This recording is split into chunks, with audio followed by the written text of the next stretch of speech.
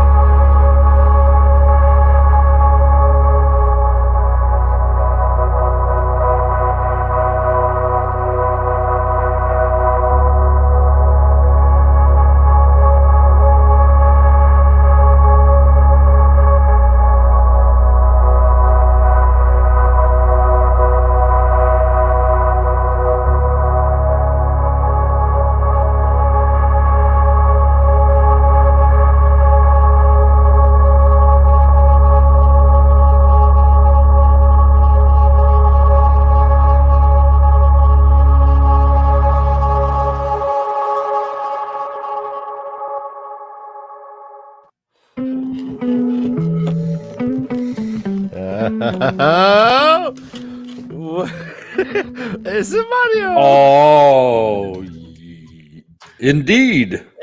Welcome to the LeafCast, a first-time reader show based on the epic fantasy series The Wheel of Time by Robert Jordan. My name is Ryan, and I'm currently thinking about the consequences of murder. There is a balance, you know. And I am Ryan's brother Dan, and I am playing Rose of the Morning softly on my flute, peering into a campfire where a rabbit is roasting on a stick, slanting over the flames. Ooh. And we are the way of the leaf. And this is the LeafCast. Oh, fuck. Chapter 29 to 32 of the Dragon Reborn.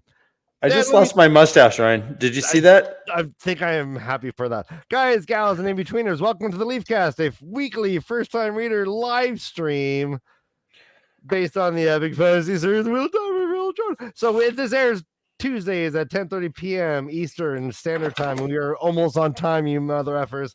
But if you haven't caught this live, don't fret. It's still great use of your time to watch this, and keep in mind that this show is spoiler-free up to the chapters we are currently discussing.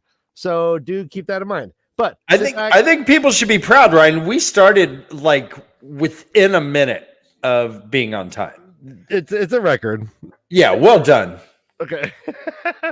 Sit back and follow along as our first-time readers experience the Wheel of Time for the first time. And please hit that like button, everyone, if you haven't already. Subscribe to the channel. Dan, let's bring in our guest. Subscribe to the channel. Yes, bring in our yes, guys, we love him. We know him. It was just his birthday last week, but so he's, I don't know what that means. Guys, bring in our first time reader, Josh. He might just think birthdays are just not even relative. Time's relative, birthday's relative. He doesn't acknowledge like births. I only recognize when Venus is in retrograde. So like, I've had 48 of those. Oh, you mean my birthday? You mean the day I reenact my birth experience by re-envisioning the inside of my vagina? The day my mother almost died when I ripped her vagina open.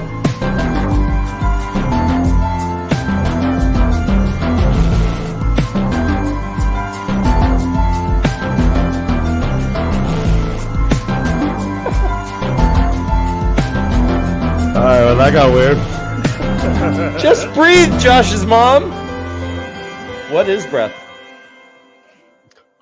I just keep thinking, every time I think of childbirth, I think of Bill Cosby himself, that stand-up he did. You did this to me. Push him out, shove him out, way out. Bill Cosby, huh? Yeah. Oh, hey, Josh. Oh, hey, Josh. You're just talking about Bill Cosby, yeah. Whoops. Were you reading? Oh, no, I wouldn't be reading this book. Hey, everybody. R. Kelly went to jail. Speaking of Bill Cosby, at least one person went to jail. R. Kelly is like banned for life. He's in jail many decades for whittling girls and boys. He's a fucker. Good on the justice system. He married a star when she was 15 years old. Like was it Aaliyah? He wrote a song called like "Age Is Just a Number." Yeah, but he also did "Trapped in the Closet," I'm still torn, guys. Dan, "Trapped in the Closet," so fun. Gotta get over that, Dan. Right. Or engage with it, Dan. We don't acknowledge R. Kelly anymore. He's a bad person. So I went to the jail. I did want to note one timely thing. You know, Ryan, I think your mustache might be over the limits of what a respirator would cover. I think Brother Dan's mustache actually might have fit within an N95, which, you know, is pretty important in this day and age, Ryan. I think you might maybe want to trim that thing up. Okay, well, I mean, every Friday night, I'm a human super spreader. Let's just talk about this. Every time you go to the grocery store, just respirators aren't designed for this these kind of shaped mouths. Dan, real quick, Aaron Halconson is officially apologizing to Josh without explanation. We don't know what that's about. I'm an idiot. I look like an idiot. I mean, everyone should know that by now. Just be like, oh, we're so sorry for you, Josh. We're so sorry for you. At the rate, I had this horrible vision as you guys were going through the intro of like, at the rate we're attritioning first-time readers around here, like eventually it's just going to be me looking at the camera, trying to pronounce this by myself with no puppets. Yes. And that's going to be a sad day. But you're going to be like, I'm getting this all right. Well, and I imagine it going, okay, and so. Hey, Dan, I got to admit. Oh, okay. Laura.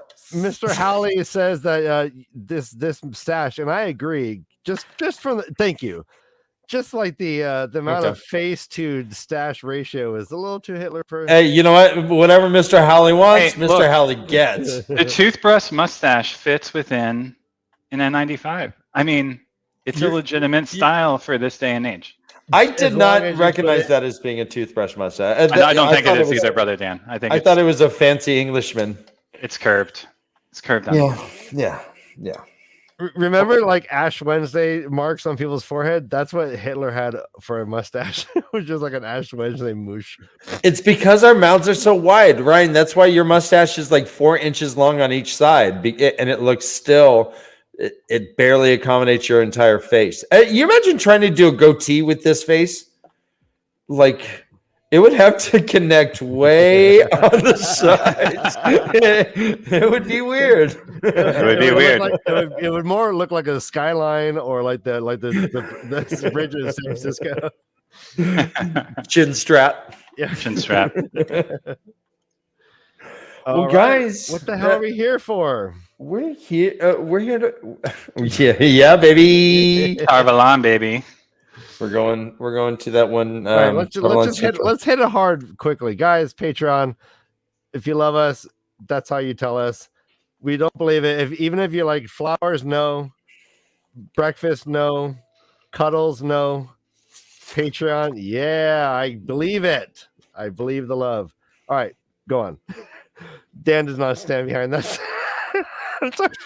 Dan's like, I want cuddles first and foremost. Yeah. And reach around. Dan was like, what the hell? Dan, we're a business. You had me. We're an LLC. Oh, that's right. Yeah. Fuck Patreon. We have our own Venmo now. Come on, guys. All right. So Content whores. Yeah. It's going instantly to wardrobe. It's called hustling, man. It's called hustling. Look at my new wardrobe. I had a mustache. I have a Superman shirt. That is about the equivalent of hustle that you guys have. Everybody hustling. We're hustling. That's not the song. That's right, in a mosh pit. So annoying. Because I don't. Yeah, I won't touch anyone. I'm just like, nope, don't touch me. I'm just gonna keep doing this.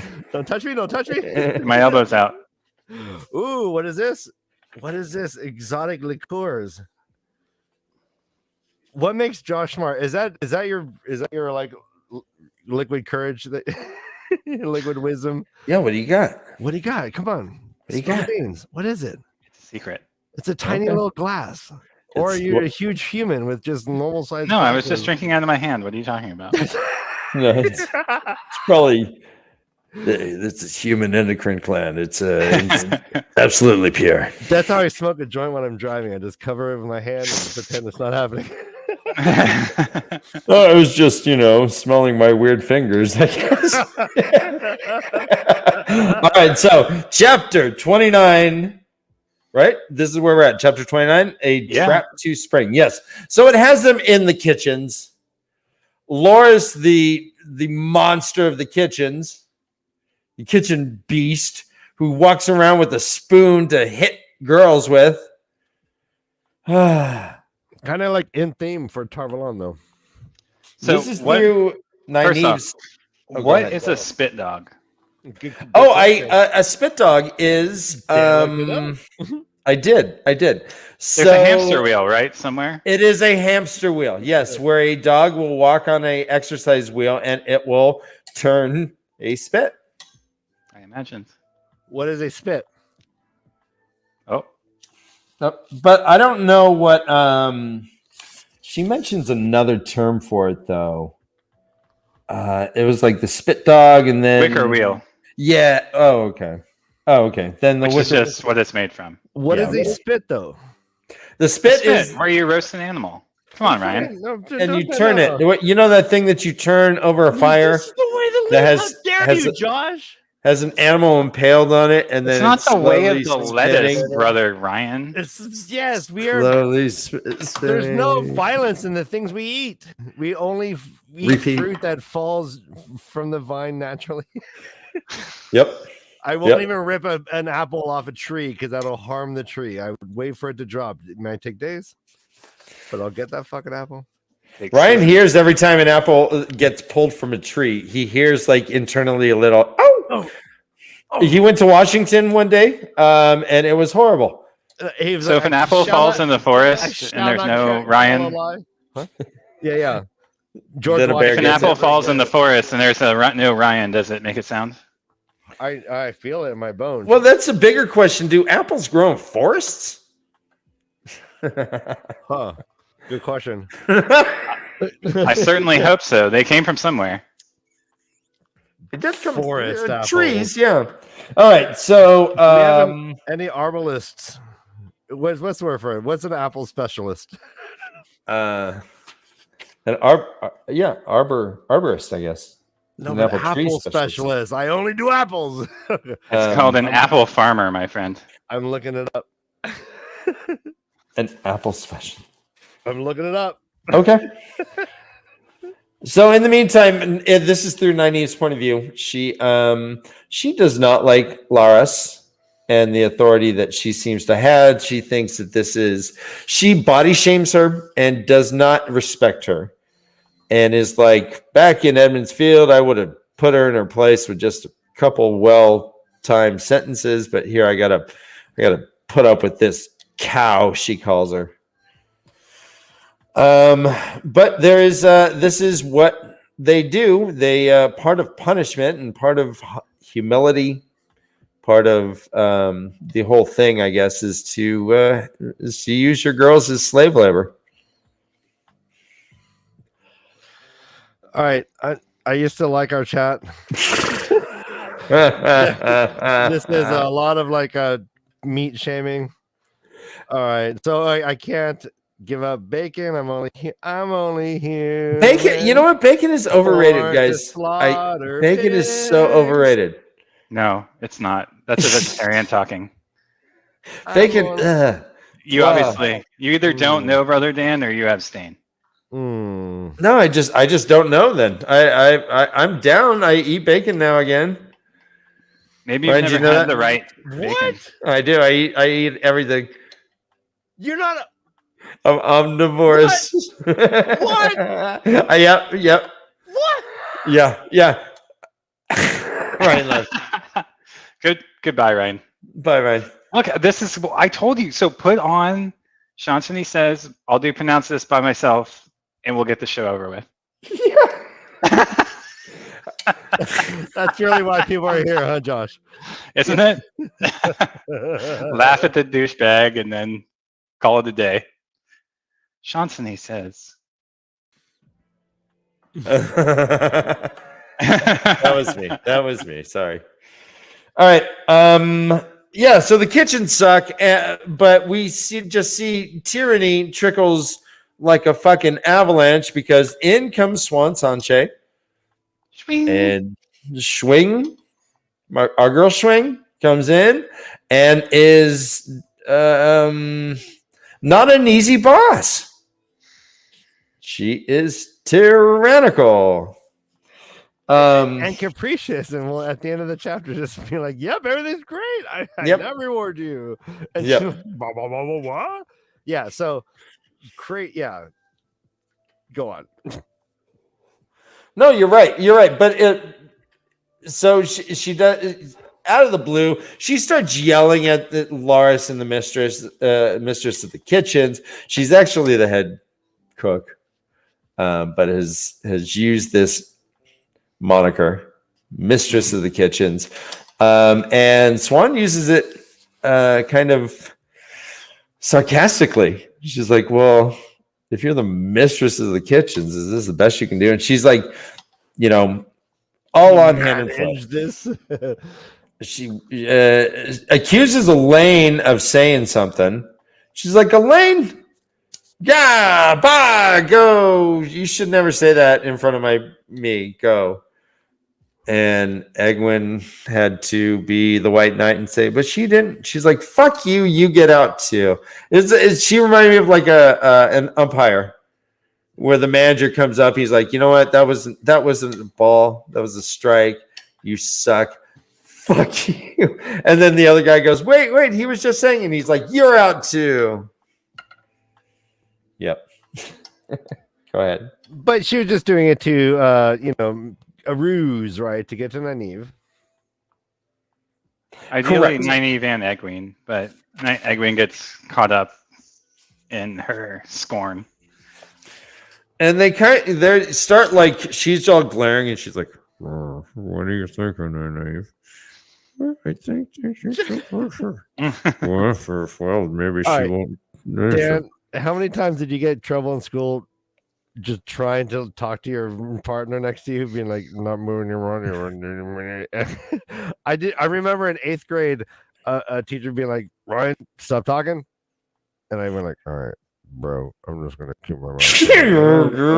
We're just gonna keep this conversation going because this teacher doesn't know what I'm doing." And she's like, "Ryan, I don't talk without your mouth moving." One principal. All right. Well, here's something even further, Ryan. So I, at a time when like probably 6th or 7th grade, I was pretty convinced I could throw my voice. I remember this, and you can move objects with your mind. No. But I was pretty convinced I could throw my voice. Like I had like the ventriloquist talent, like Shaggy from Scooby-Doo. Mm-hmm. Like I could make it sound like I was in a jar over there. Yeah. And I thought I invented the word rad.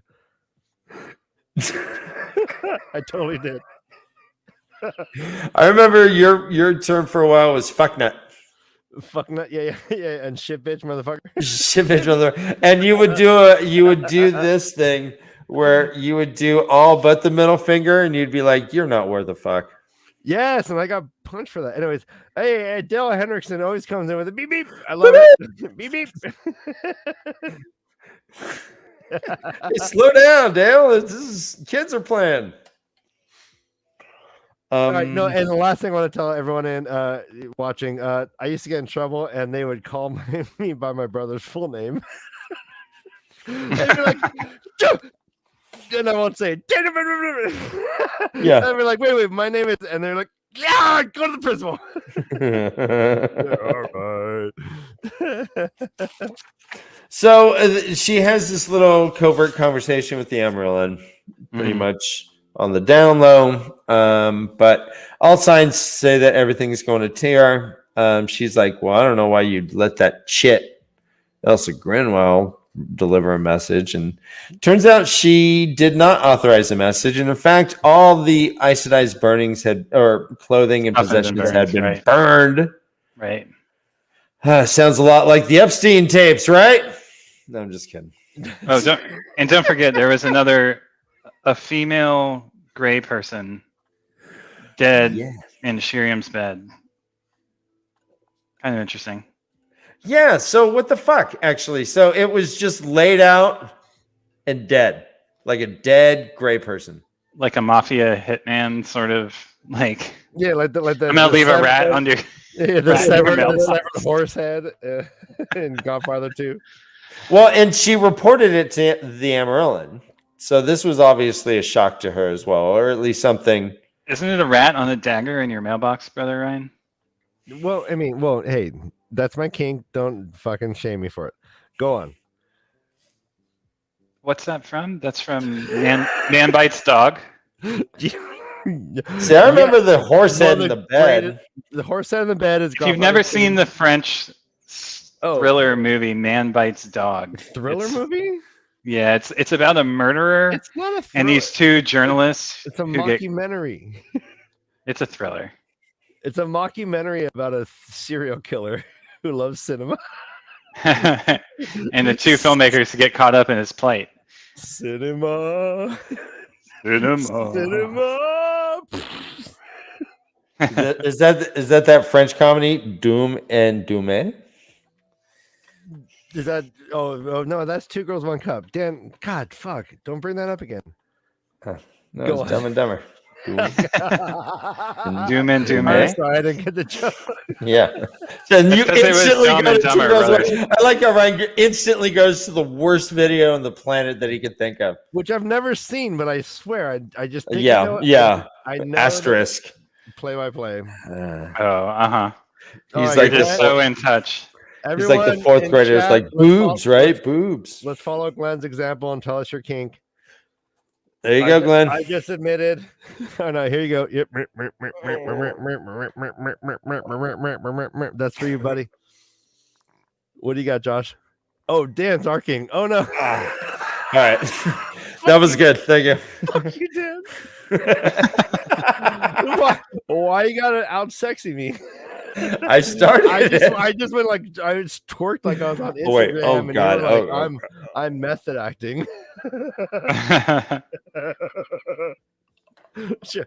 All right, Josh. Welcome to the First Time Reader Show. When you're by yourself, this is what Todd dealt with. Yeah, for years. It's a car crash. Just wash it. So what are your thoughts about the fact that the Amarilyn had not sent any message? And yet they found all this good stuff. Cue the It's a Trap. It's a trap. Yeah. Oh, do I have that? It's a trap. Exactly. Well Thank done. you. Well Thank done. you. I was so busy. Everyone in chat's so funny. All right, Glenn is please, Glenn, call your Apple representative if you have any issues. Some of that stuff's hard to get out of the keyboard. Oh no. Okay, go on. This is a great show so far. We are 27 minutes in and we haven't gone. Ryan, you notice how clean I am? I cleaned myself. Finally. Yeah, right? You still look gray compared Well, you to didn't brush your your. brother. Well, it might be the light. Can you brush your eyebrows? Maybe you need some warmer light, brother Dan. Yeah. I'll try it after the break. And maybe some sound issues, soundproofing, so he's not in a warehouse. Oh, we're talking tech? Oh, You're talking my tech? Okay. You're like, All right. at least I'm on. All right, go. So yeah, they do find a green man. There's shit going down in the White Tower. This is the second green man. This is the second gray man that we've seen or heard of in the last couple takes. So, like, Nynaeve's like, well, Shiriam could have, right? Like, made it up, or what? What was she saying? Like, she was like, "What do you think of this? Do you think Shiriam is that story is what right? Like, what do you think of this?" I'm the best interviewer ever. You're Mike Wallace in 60 Minutes. I'm like, what can I not say? It's so hard. All right, what do you think of this, Josh? Yeah, I mean, there's a couple ways to interpret it. You know, Shiriam, we already doubted her truthfulness. I mean, she was the one who happened upon the first grave. The first one, person. yeah, she's Seems a little suspicious. But why would you do that on purpose? Is she a gray woman? A gray woman? Yeah, I mean, just kidding. I mean, I guess maybe if you're trying, it's like, how far do you want to read the double back? Like, if this is double think, like, is she trying to deflect suspicion away from her by having one dead in her bedroom? So that, yeah, it's like, how many layers do you want to interpret it through? I don't know. Is the answer. Well, we do have a drinking obligation. The gray woman. It's weird to just say female gray man. So let's just the gray person. Oh, was found. The gray them. The gray them. Last week's The gray fish. them is Was found dead as last week's fish. So, Slanjavar. All right, bye. Cheers to my dead gray them homies. And while Josh has his mysterious liquid that he's, I know he won't admit to what it is. that he won't admit to, and won't I think share the details of of. mescaline in there somewhere. Yeah, I think it's. I think it's mescal and mescaline. Mescaline. I think in about 40 minutes, Josh. Yeah. We're gonna sell you an old new Josh. The gray non-binary person. Yeah, but I think the gray them rolls off the tongue better. Gray them. Let's modernize this shit. All right, so they do see it as a trap. It's like, all right, so obviously there's paths that are being pulled towards Tear. But Nynaeve's of the opinion that, excuse me, gosh, I gotta burp. Mute. Tears for fears. All right. Do you think it's tear or terror, Josh? Remind me, tear or terror in your mind? Tear. All right, tears for fears. Go on. Tears for Fairs, yeah. Fairs. It's in Ireland. It's Tears. Tears for fears. Tears for Fairs. I know Glenn is vehemently Tear. with a hard age saying tear. No, and I'm sure this is a very unpopular opinion with everyone. Yeah, I know this. Apparently, we all agree it's tear. It's weird. But it's why would Tear then be called Terran mazes and Terran rugs? It's Terran. Terran. It's a Terran fairy. All right. All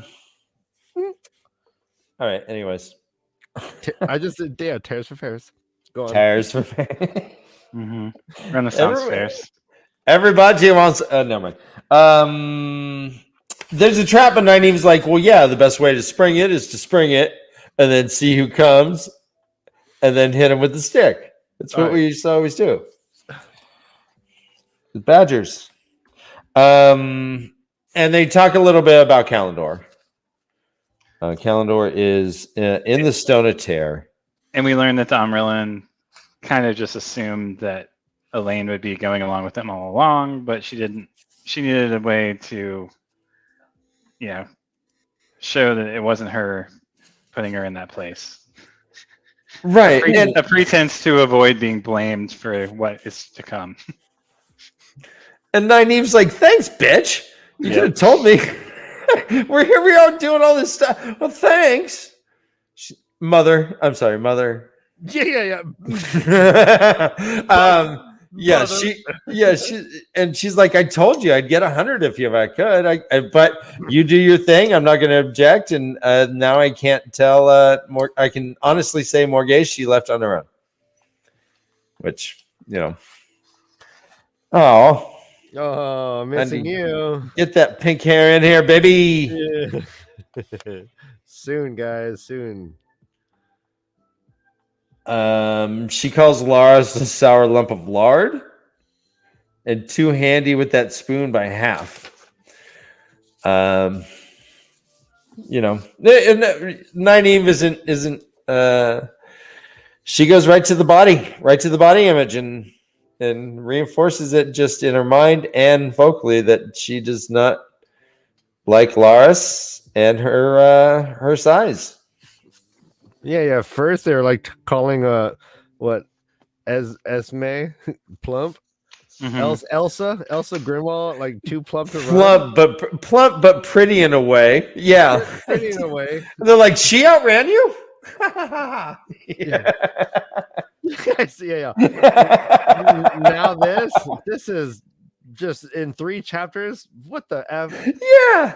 I think Robert was not feeling good. He had like a lot of streusel that week, and he's like, "Oh man, I'm not feeling good."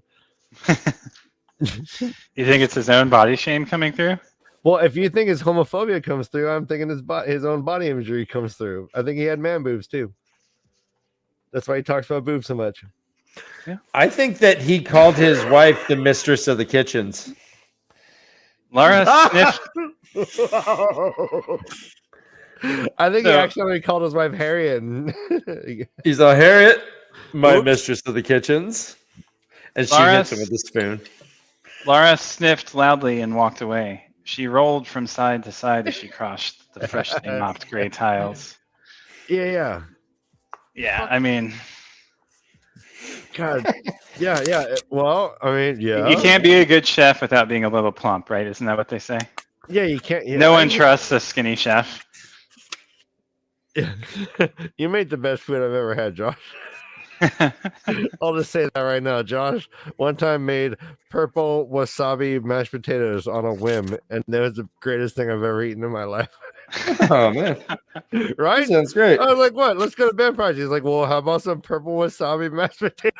I was like, what the fuck? And they're divine. The fewer the ingredients, sometimes the better the taste.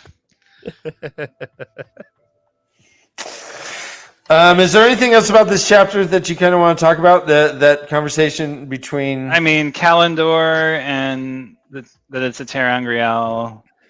That, we get this like double image of the High Lords as both like collectors of Angreal as well as haters of it, and kind of this image. I love this image of like they collect it in order to remove it from the collective consciousness so that they can avoid its mention. Yep. And also kind of one of the more awkward info dumps.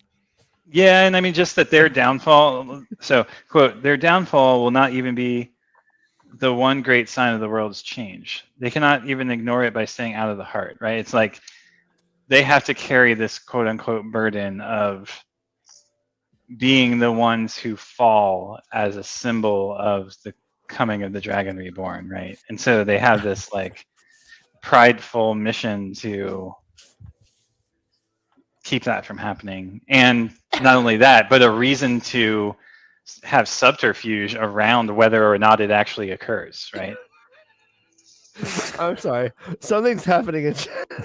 There's a moment. We have to capture the moment.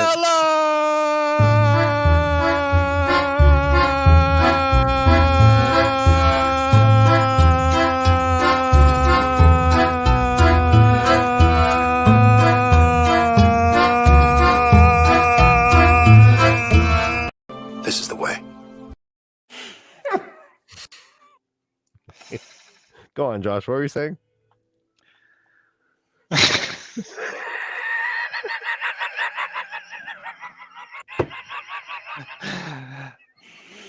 I'm trying to not take that as symbolic.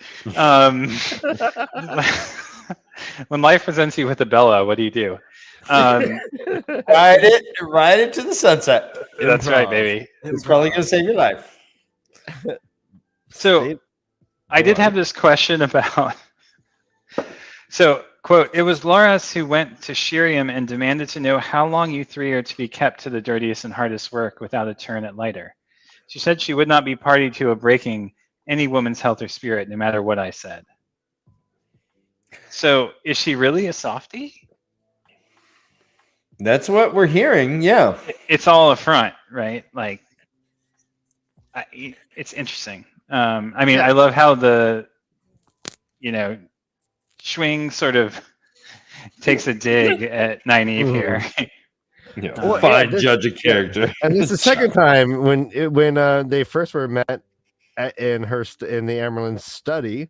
Mm-hmm. She said she didn't trust Moraine, and she's like, "Child, who do you think you can judge who to trust and then not to trust?" And now she just kind of did the same thing. He was like, "You can't. You must have been a fine wisdom. Such a good judge of character." I love it. She's just like playing her like a fiddle. Yep. So we also kind of learned that Kalendor is not well known. People sort of kept secret, right? Well, yeah, only a few of the High Lords of Tyr have ever seen it. It's deep in the heart of the Stone of Terror. We hear that there's a shitload of other Terangrial that are stored there as well. At least as large of a collection as at the White Tower. But apparently, like cleaning servants, like servants clean around it, right? Isn't that what old Sylvie let us know? Right. Sylvie, yeah. Yeah, she's like, well, I mean, no one notices this, someone cleaning up, no. I thought that was crazy. Like, so if I didn't put two and two together that no one really gets to see this. I almost thought it was like a tourist attraction. But no one notices. Right. No one notices the servants. I mean, that's the key, right? Yeah. Mm-hmm. Only the highborn can enter, and they don't pay attention. They're like, oh, you're dirt, like, and you're cleaning dirt. How appropriate, That's the way I read it. Like, yeah. They think so. They're essentially blind. Yeah, it's a blindness in their character that can be exploited by someone who can like imitate a servant and apparently go hang out in Kalendor and hit it with a stick. So it's interesting that Tyr, they have what's called quote. Here, I'll just read it. This is where lords of the land are raised to high lords, and where they must perform what they call the rite of the guarding 4 times a year, claiming that they guard the whole world against the dragon by holding Kalendor. Mm-hmm. Oh, God damn it, another drink. It must bite at their souls like a belly of live silver pike. Good description. Gross, Schwing. Way to go, Schwing. Silver pike are gnarly. They have big ass teeth. Anyways, hey, Elaine, remember when I caught a fish off the pier? Dan, did I catch a silver pike? I don't remember. Maybe. Remember, it had teeth, and that the dude had to come in and like kind of save me. I thought it was like a barracuda or some shit like that. But it was long and skinny, had teeth, and he was like, "Oh, back off, kids!" And he like pulled it up and like pulled the thing out of his face and like threw it back in. I can't remember. He's like, "Yeah, you can't keep that." I think he just threw it back in. Right in. You and Frankie had fucking poles, and you just tied a string to the end of the pier, and I caught something, and you guys didn't. But I was like, "What is this?" And this guy's like, "Whoa, shit! Get away from that kid!" I didn't even remember that. Yeah, it was great. My only fishing story. So here's the thing. So after this, it says, quote, she gave herself a shake as if realizing she had said far more than she had intended. Mm-hmm. We have seen this happen a few times. And we see it happen again, I think, in the next chapter around Matt, where No, go ahead. Oh, I mean, I think, and it's something we've seen described elsewhere, where the people who are like part of the pattern have this tendency to affect those around them and like get them to expound more than they perhaps intended. Is that what you think happened here? It's a possibility. Okay. Which would mean TAVERN-ness? Yeah. Okay. Yeah. Whose? Loris. Loris? No. She became mistress of the kitchens on a whim. It just happened. Who's TAVERN is influencing? Nynaeve. Oh shit! So she like, okay, all right, good, awesome. All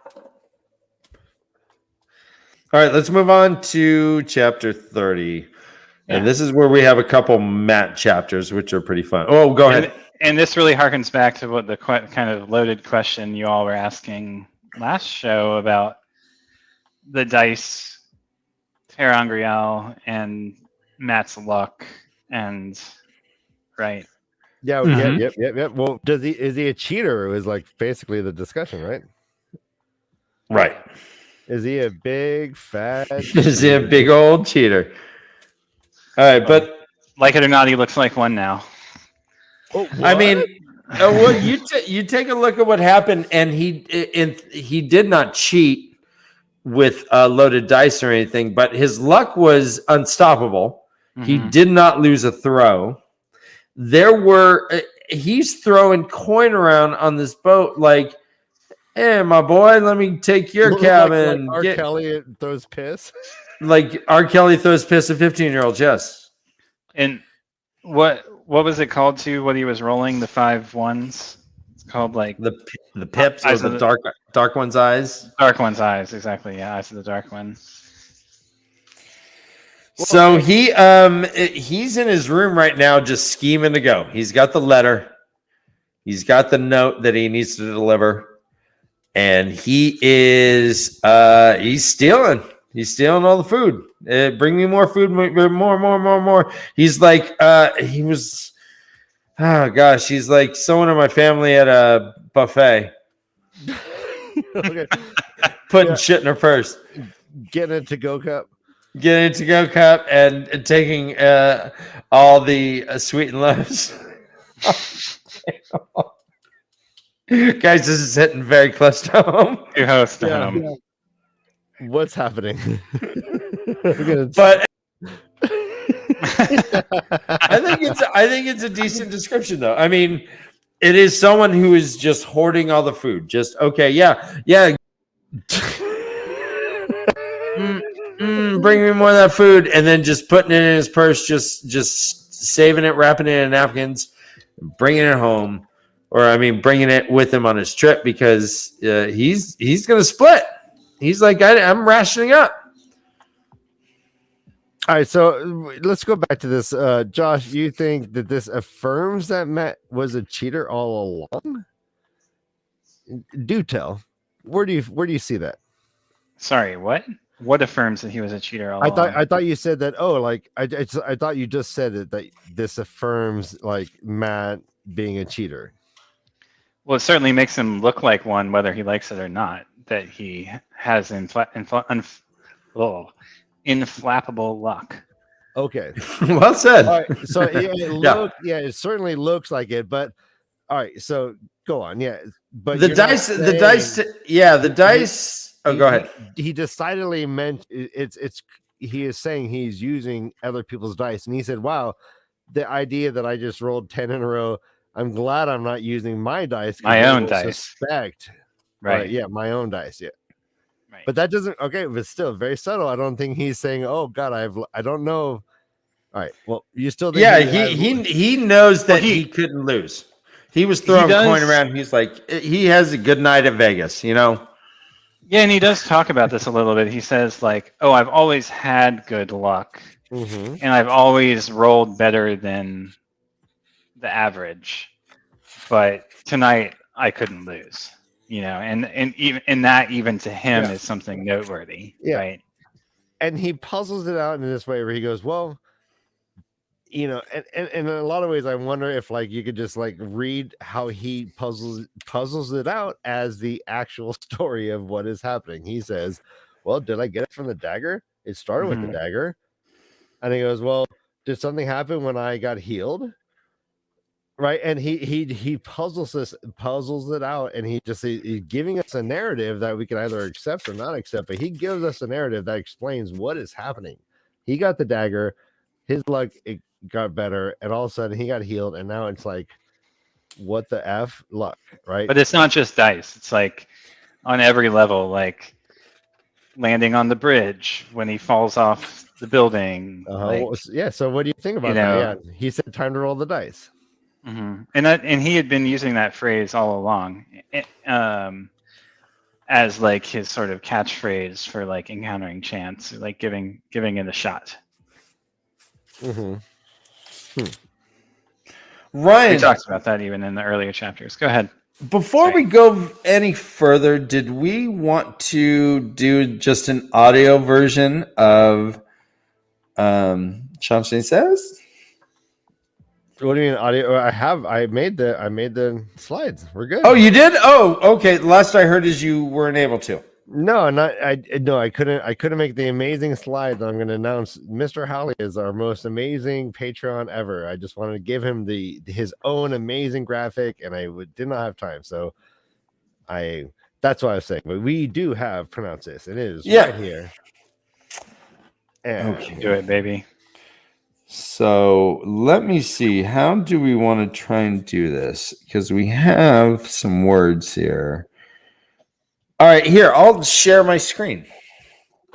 Let me pull them up I'll pull them up on my Discord if you want. Wait, no. Do you have the okay. No, we just need the Chauncey's voice. Let me get that going. Okay. Keep talking. Give me 1 second. Okay. So, pronounce this is sweep of the nation, right? We all know this. It's the greatest game ever. I think there's going to be a lot of like copycat pronounce this games going around as everyone jumps on board. They're not going to credit it, but you guys know who invented this. We did. Pronounce who did this. Pronounce this. Watch. I bet you, Ryan, in the show, they're going to be like, oh, there comes Rand and his dad, Thor. Yes. And I can't wait, because I will just feel proud like a father looking at it, like looking at his teenage son who rejects him like actively, and then still dumps Gatorade on him when his team wins, even though he didn't play. Tam, Althor. Josh says. All right, Tam, Althor. I got him downloaded. I'm uploading. The Y of the Leaf.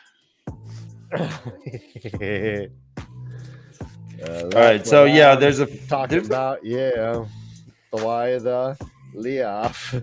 Leaf. All right, so there's only 3 in this chapter. Are we on chapter 30 right now, right? Correct. All right, I'm ready, Dan. All right. Oh, I didn't. Okay, the first word is. Oh, Frank, well fucking done. Athan Mieri. Josh, hold on. Pronounce this. All right. Okay.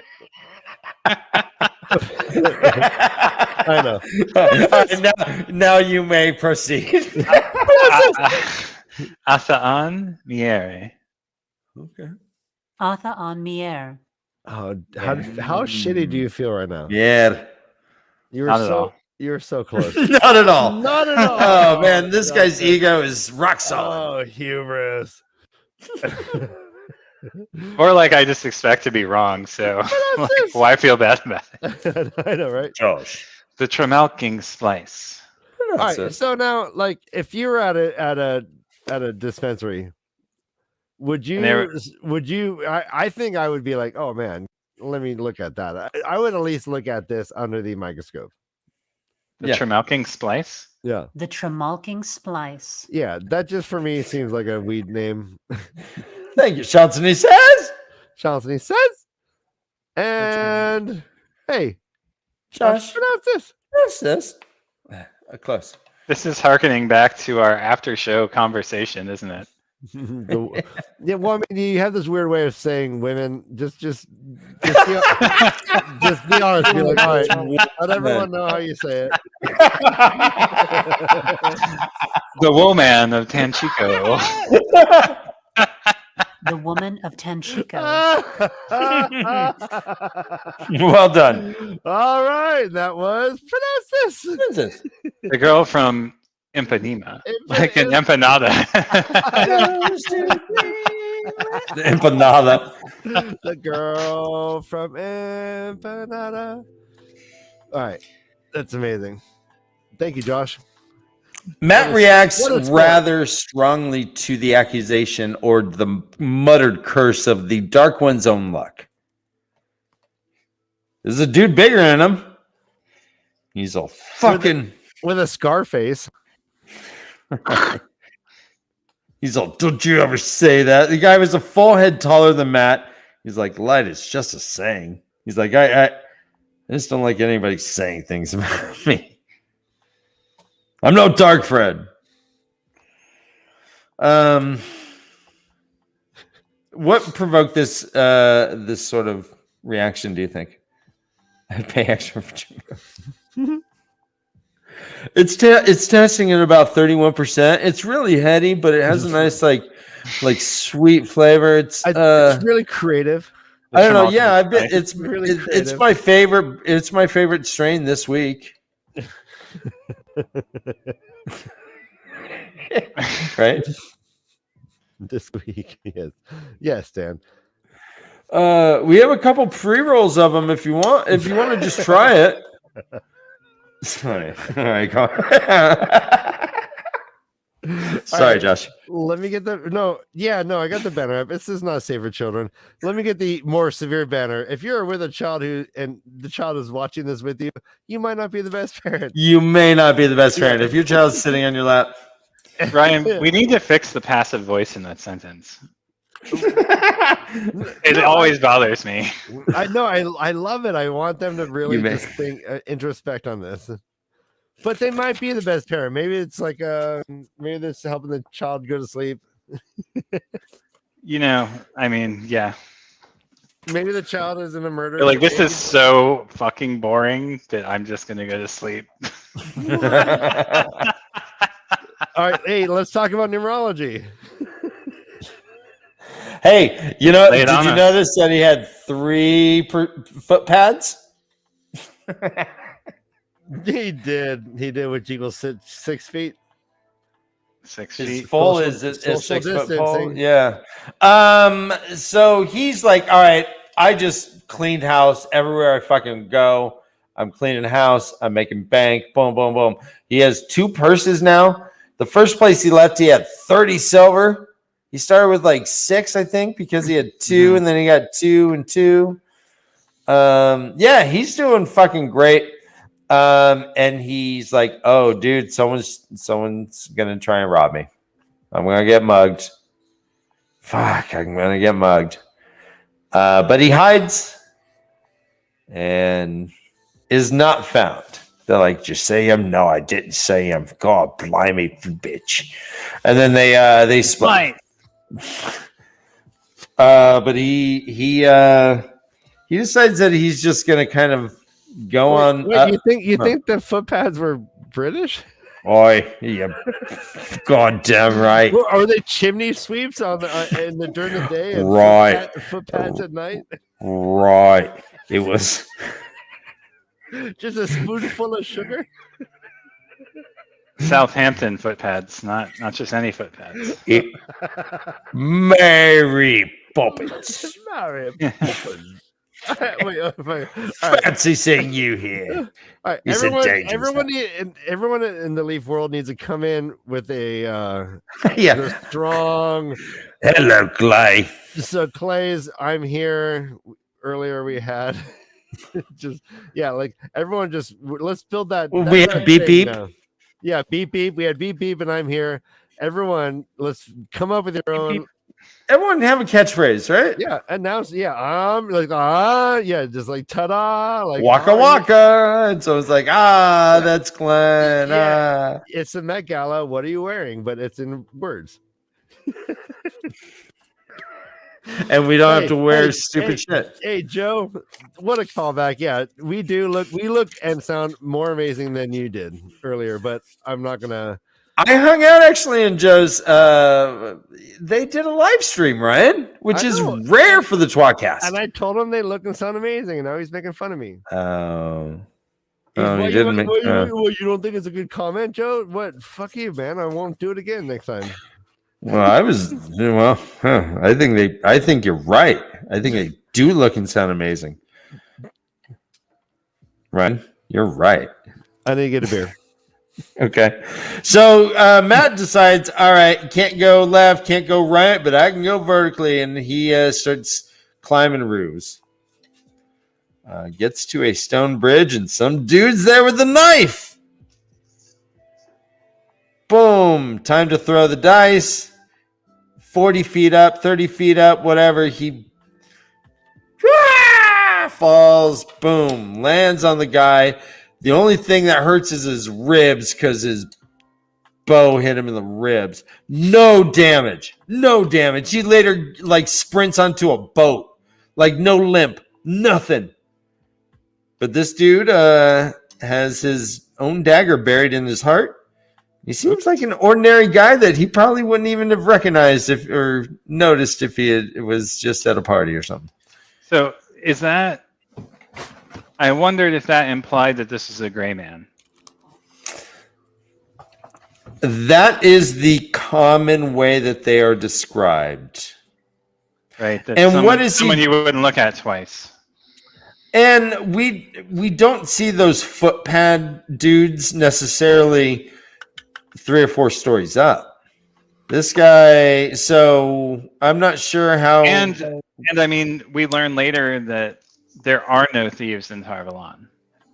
Correct. So they're not just thieves. They're something more else different. Right? Tarvalon is like Saudi Arabia. They just cut off your hand if you steal. So they're like, no, there's no thievery here. No, yeah, and they're more brutal towards women.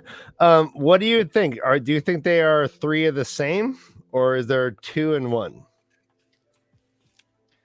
I think it's a bunch of gray men working together. Yeah. So gray men kind of talk with a British accent. You got that no, right. that's Dan.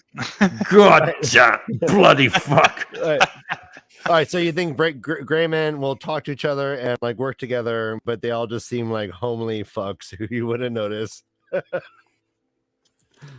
right. So Matt, he has. All right. Ben Butler is giving you Josh is as astute as a capital F. As a capital F. Yeah. Take that for what it means. Yeah. A capital F. So Matt's fucking rich right now. He's loaded. He's like, I need to find the first ship out of here. This is what I need to do. First ship out of here. Boom. Thank you. I got a split. I got my get out of jail free card. I got all kinds of dough. Let's go. But then he almost gets mugged and then ends up falling off a bridge and killing a guy. Right in the middle of the road. I'm imagining this bridge is spanning like a road of some sort that we learned that none of the buildings in this part of town are taller than 4 stories. And they're all built by men in the last 2,000 years. Trying to recreate the Ogier stuff. Yeah, the Ogier style. Yeah. But he says luck. When he could breathe again and see, he realized he was lying on top of the man who had attacked him, his fall cushioned by the other's body. Luck, he whispered. Later, he told the guy, you had bad luck, fellow, he told the corpse shakily. What a dick. What a dick. Maybe, what if you're conscious, even though you're dead, you can still hear stuff? We don't know, right? No one knows. And that's the last thing you hear is the guy who like, you got bad luck, fellow. He's like, no shit. But Now, so Glenn, the Geeky Hippie says, so honest answers, which I think is you don't need to ever put that as a caveat, right? We'll always give you that. A Jedi Master versus a full Aes Sedai, later Third Age, who comes out on top? Josh, what do you think? What is the later Third Age? Is that where we are now? Yeah. And what luck? Yes. I guess which Jedi? Like Just the most a Luke powerful Jedi. Skywalker, or like a one who's in touch with the dark side of the Force. It's Moraine versus Luke Skywalker right now. Mono e womano. I mean, Luke Skywalker would probably die to Moraine, but if it was like the dude from the beginning of the 9th film, he would probably kick her ass. Rilo Ken? Grievous? General Grievous? No. That robot with fucking 6 arms? Fuck The that robot guy. who had like emphysema and coughed? What does robots cough? Is that No, even part of no, Star the Wars? dude, the guy who discovers the maybe it's the 7th movie. The guy who discovers the Emperor. All right, fuck it. Moraine versus Dooku, Yoda. Waste Mindu? No. Samuel Jackson? No. Yoda? No, yeah, all right, yeah. Moraine versus Yoda. Josh. Yoda. No! No way. Yeah, definitely. No way. You saw you could do air weaves and just hold a dude.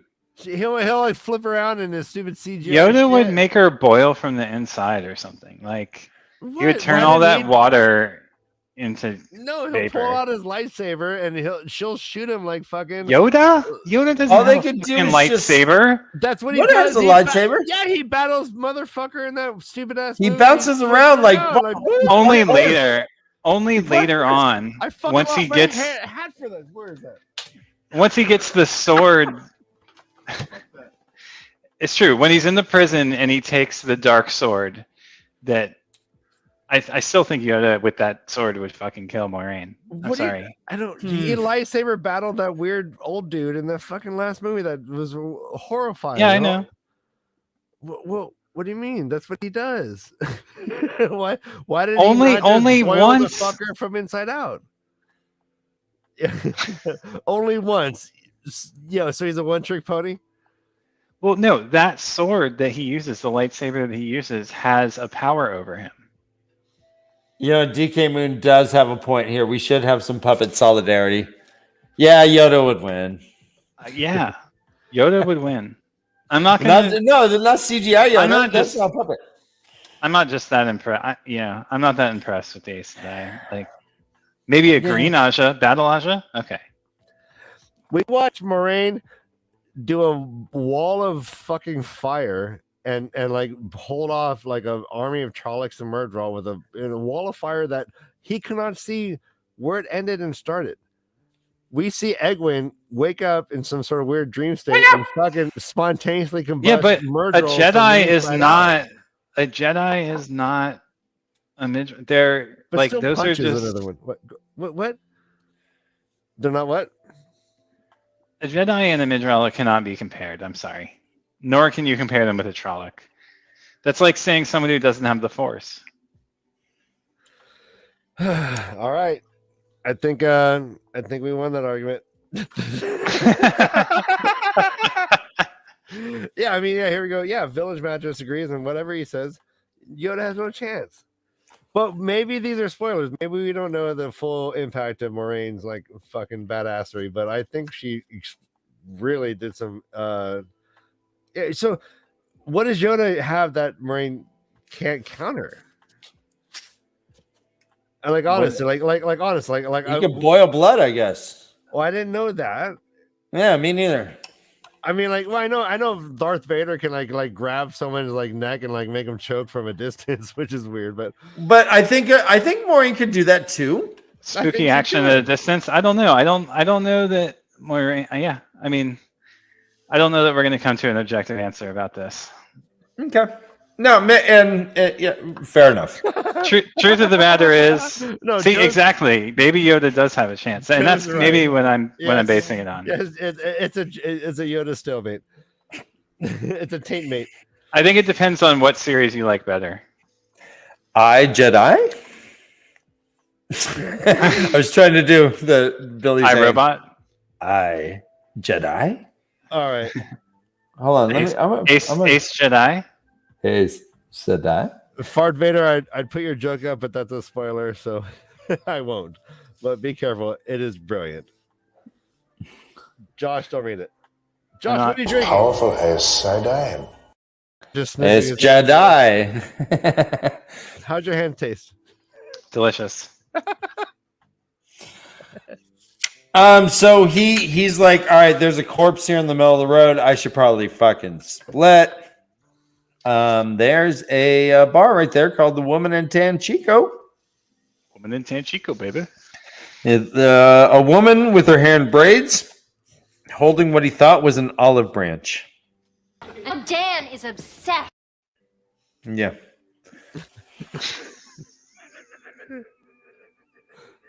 Yeah. Go on. Shannon.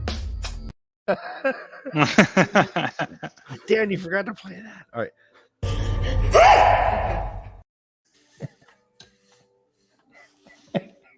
We need a break. I don't know what's happening right now. Yeah, no. No, God, please, no! No! No, God, please!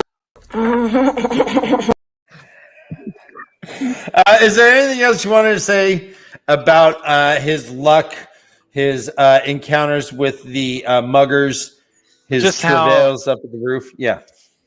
The dead man being gone in the street just seemed like another indicator that they were, gray men. Do you think it's linked somehow to the gray man that Shiriam found? That whole storyline? Or is this a separate gray man? Well, the gray woman that Shiriam found. Well- and there wasn't a mark on her, it said. So, Right. but there are gray. This place is silly with gray people. Hey, first off, the Amberlin seat did not physically go look and check whether or not it had genitals, female or male. Let's just she's Okay. taking her story, right? And she didn't. And she said there's not a mark on her, but we don't know. Like, Sharon, did she? Right? Or like, we don't know. Well, It's just I story guess. from I mean, Shiriam, right? yeah, I guess. But that's Well, what did- we heard. Yeah. Did the body on Shiriam's bed disappear before they got a good look at her? Why do you think that, Ryan?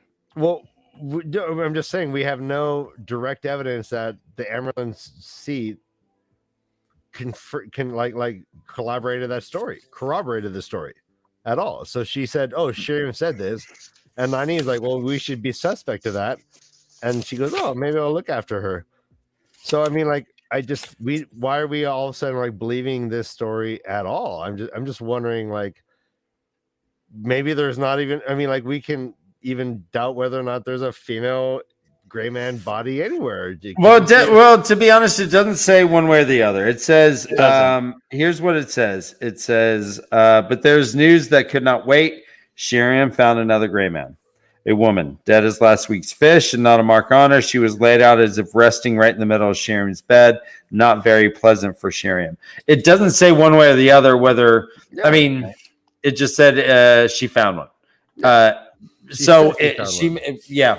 I mean, so I hear what you're saying, but it's inconclusive either way based on how it's written. And she actually says she's going to keep an eye on Alana, not on Shiriam. Yeah, Because Alana's Alana is RFLN, yeah. I mean, we all know about the RFLN, So Hey. what other characters are RFLN? Are there that- any? Is she profiling? I met this one fella, Yeah, go on. and I killed him. I took his money. Ruffalo? Come on. Was he a Ruffalo? A Ruffalo? All right, hey, let's take a break. Our fellow Ruffalo. I was trying to, yeah, that did not work. No. Sounds like a delicious pasta, though. Oh man! All right. I watched the whole show about how people like crossovers, so I was trying to figure out how we can cross over. I guess to Robin Hood. No, what is that? It's Fucking little fairy what? green thing. What? Who's Ruffalo part of? Come on, Peter Pan. He's Peter the Pan. Incredible Hulk. Peter Pan. All right, we're taking a break. Oh no, that's Rufio. What? It's Mark Rufio. It's Mark Ruffalo was the goddamn Hulk. All right, listen. All right, Mark Rufio. Let's go. No.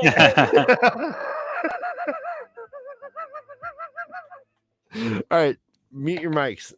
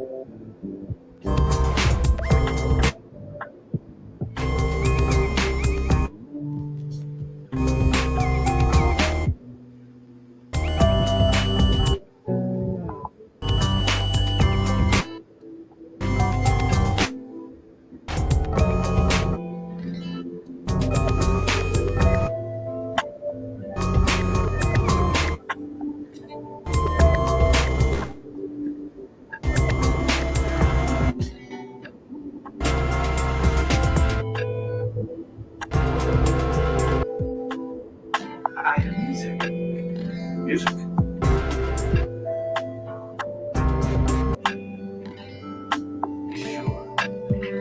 And there's something.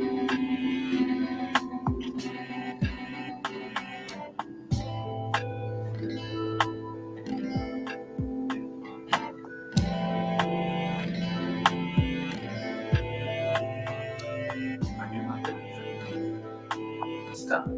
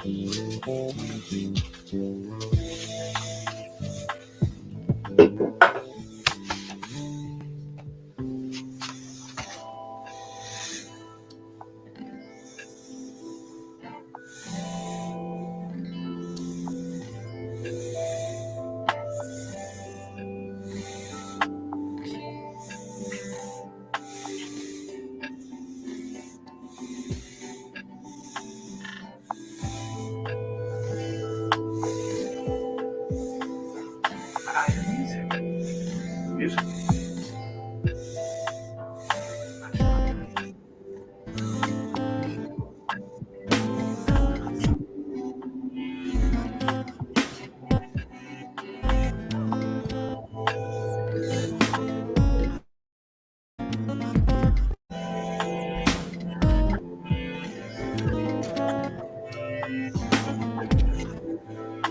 It's done.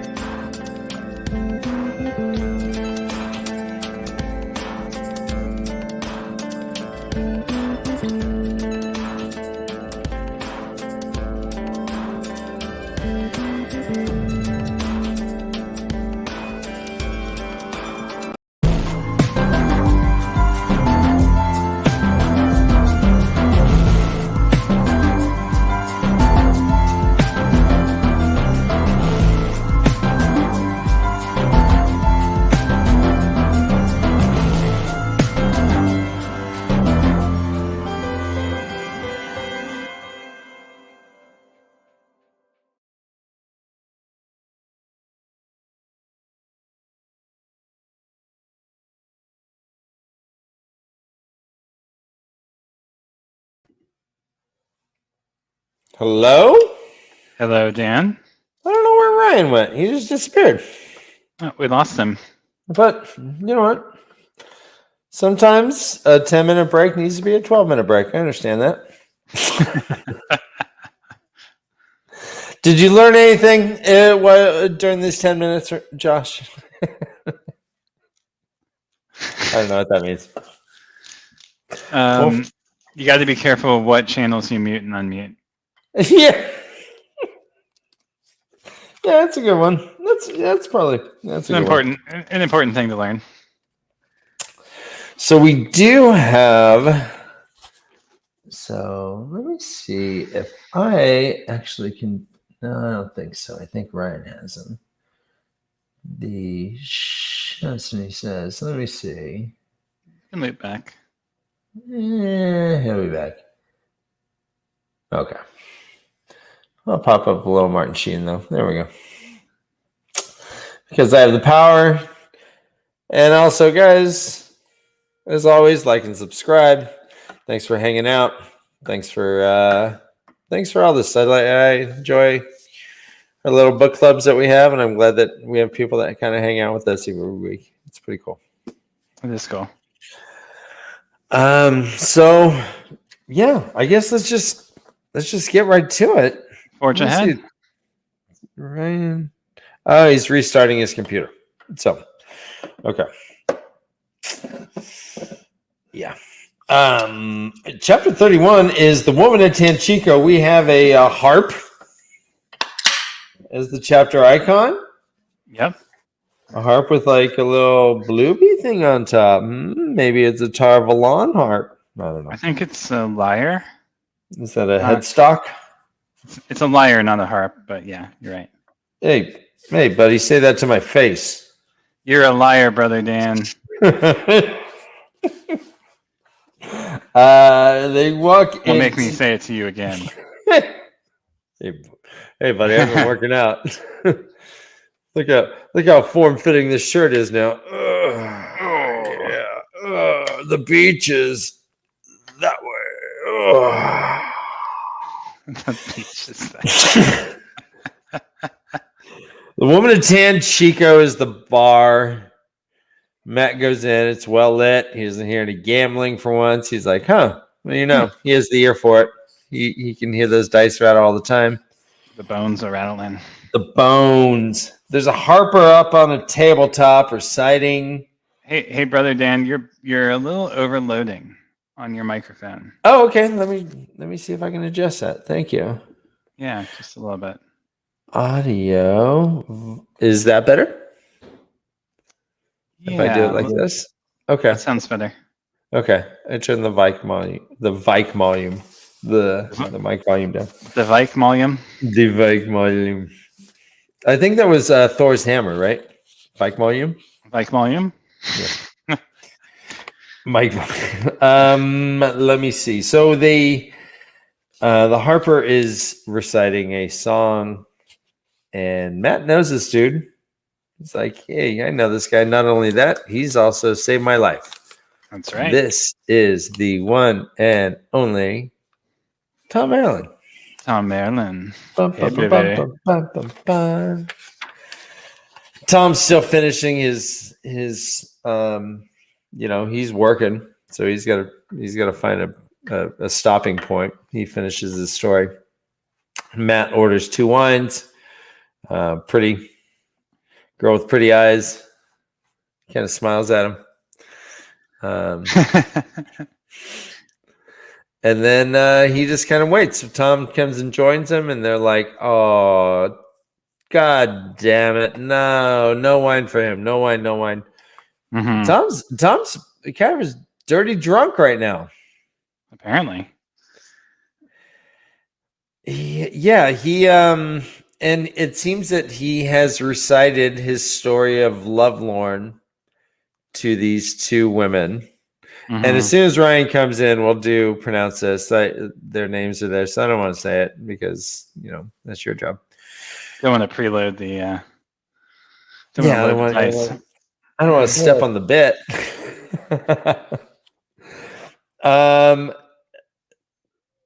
Fuck, Dan, send me a link. All right, hold on. Oh gosh, let me send a link real fast. I'm sorry, guys. Give me just one quick second here. All right. Copy and paste. See, I know how to do tech stuff too. Haha, said the old man. So Tom has recited his lovelorn story. He has only loved 2 women. One was Morgase and one was Dina. Right? Yep. Morgase had a temper, but And I Dina thought I he could killed. ignore it. What's that? And Dina he killed. And Dina he killed, or as good as. Yeah. Feels responsible for her death, at least. Yep. 2 chances I had more than most, and I threw them both away. He complains about having to give the chant in common as opposed to plain or high chant. Tom has always wanted to talk shit about his audience. Yep. Who's that remind me of? Sorry, I had a little something in my throat. Who, me? I talk shit about my audience? Don't you guys? I never. Oh, never. My band, we've talked shit about people who got who try to fight people. That's it. Mm-hmm. No. Sure. Guys, back me up. So, yeah, that's what happens. The mustache weaves as it wills. That's right. Which Which apparently is sometimes not at all. yeah, I sent him a link. Hopefully it worked. Okay, bring it back. So I sent it to Ryan. And hopefully it's coming. He orders a whole shitload of chickens. He pretty much does the whole Game of Thrones. I'm gonna eat every fucking chicken in this house. And talks to Tom. So tell me about this chapter, Josh. I mean, what luck that Matt wanders into Tom's establishment, huh? What are the odds? Small world. Well, if you're gonna randomly luckily kill a guy, it may as well be luckily right in front of this inn, right? Totally. Let me in, Ryan says. I don't see him. I don't see him either. All right, let me try again. Oh, fuck. I'm sorry, guys. All right, copy to clipboard. Gmail. I do love that Tom is like basically hiding out like where he would get in the second highest amount of trouble for being caught. He's like looking for retribution, essentially.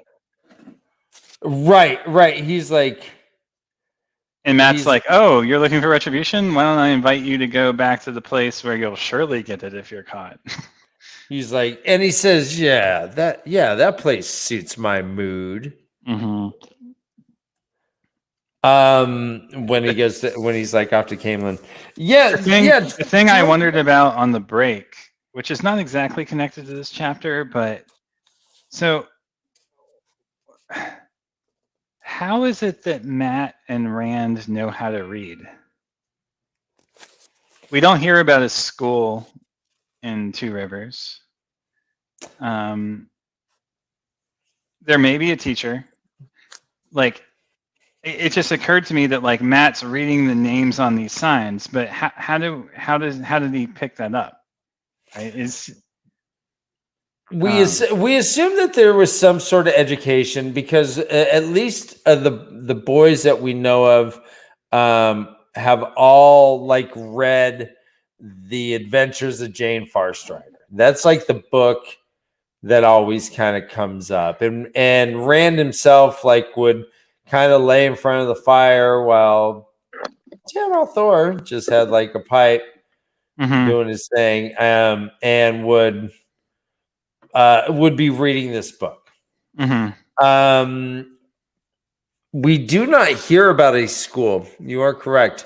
But we do assume that this knowledge is somehow acquired when they're young because they it's do just read. For such like detailed world building, it just seems like a big gray area in the text. Like, I don't have any reason to believe that Matt even knows how to read. Right? I mean, he does appear to read the signs, but for all I know, he's illiterate. And good point. So are all these other villagers. It's apparently not true, but there's no textual evidence to support it. Or at least if there is, it's in the first books and it's not coming back to mind. He does have this common knowledge of like songs and, stuff in the collective consciousness. But anyhow, just something I was thinking about over the break. Yeah, that is a good point. There is a and I'm sure that this has been discussed, and I think there's either been hypothetical daycare centers or it's just something that is the parents' responsibility. And apparently our boys have all learned how to read, Homeschooling kids, I can tell you, that's freaking hard.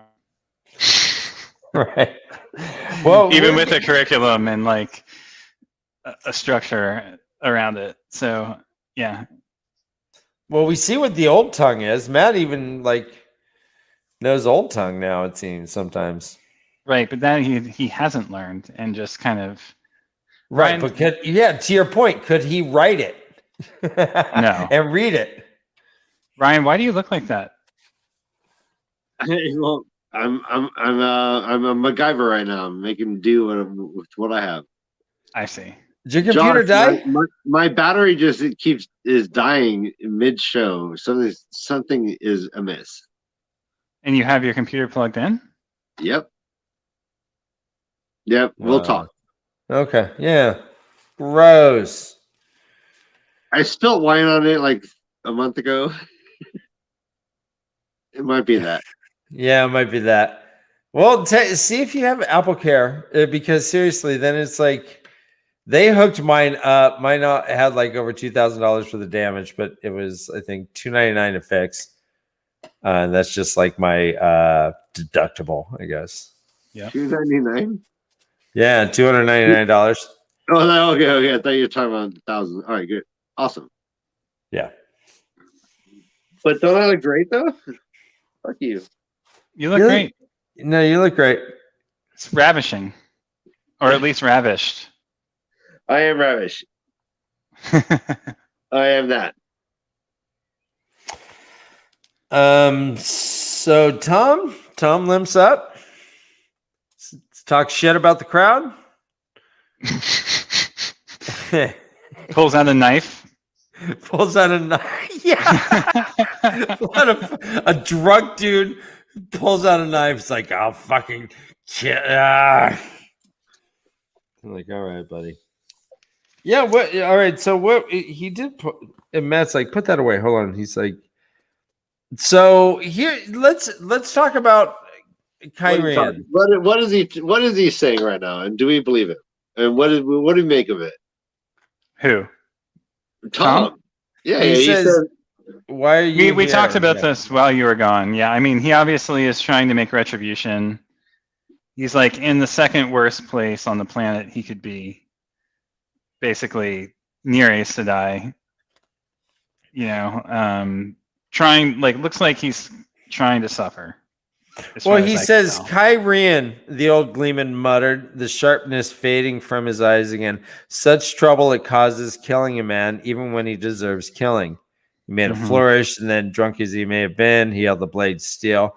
Kill a man who needs killing, and sometimes others pay for it. The question is, was it worth doing anyways? There's always a balance, you know, good and evil, light and shadow. We would not be human if there wasn't a balance.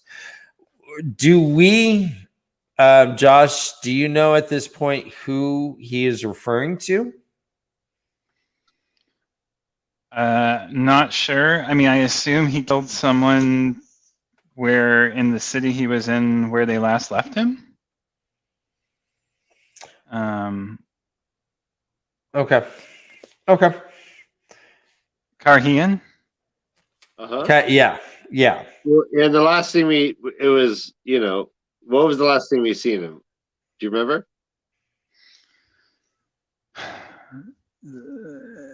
He walks into the room where his girlfriend was dead. Yes. And then the lady of the inn comes in and is like, "Hey man, don't go. Tom. Don't do it. Don't go play the game." Right. He's like, so he killed some nobleman, someone who was part of the game of houses in Carhian, presumably. Well, I mean, yeah, maybe not. Whoever coordinated. Obviously, he tracked. I mean, I would guess he tracked down whoever coordinated having his girlfriend killed. Okay. Well, we do know, we have heard that there has been civil war in Kyrian. Right. That's good enough, Dan. Okay. So, right? Yeah. So Tom gets all gangster with his knives. He's like, when you kill someone, Matt's like, fucking knock it off, bro. Knock it off. Put those things away, you crazy old man. Yeah, Tom like starts talking about killing within like the first 30 seconds he sits down. Yeah. He's like, oh yeah, that Queen Margaise, she wants me dead. She's hot. This other girl, I killed her basically because she knew me. And you know what? Killing someone in Carhian really has consequences. I like when Tom's like, "Where did you just stuff all these chickens up your sleeve?" Up your sleeve. Yeah, that was great. Yeah. And Matt says, "Sometimes I get hungry." And when he leaves, he says, "Don't eat the table." Yeah. Sometimes I get hungry. Understatement of the week. The table when I'm gone. He comes back after saying his goodbyes, gathering his stuff. The two women, Ryan. Oh shit. We don't have what's this? Do we? Let me see. Okay. You hear that? That's promising sound. All right. So in the meantime, So the body, I'm getting a Steve blowjob right now. the body's gone. Nobody asked questions. They didn't even come in if there were the authorities. Tom hurries after him. Matt learns he has pretty eyes. There's like this sort of like weird role reversal where he gives Sal an extra silver coin for having pretty eyes, but then she reflects it back to him. like much Says- like a silver talbot. So a silver penny, I think is smaller than a silver mark. Right. Yeah, that makes sense. So she trades him up and then says he has pretty eyes, and then they're out the door.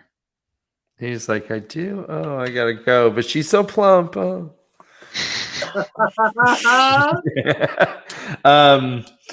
We know Matt likes them plump because he thinks Elsa Grinwald's hot too. She's in my head. She's plump. She's plump. She's plump. She's already dead. All right, go on. And then Matt's like, all right, Tom, we're gonna go now. We're out of here. We're first boat. I said first boat. I wasn't kidding. Not second boat. Not First shrimp boat, boat. dude. Not tuna boat. Not a Can veggie be boat. stinking. Not a boat of dressing. Not a sushi boat. Not a Pirates of the Caribbean little ride boat.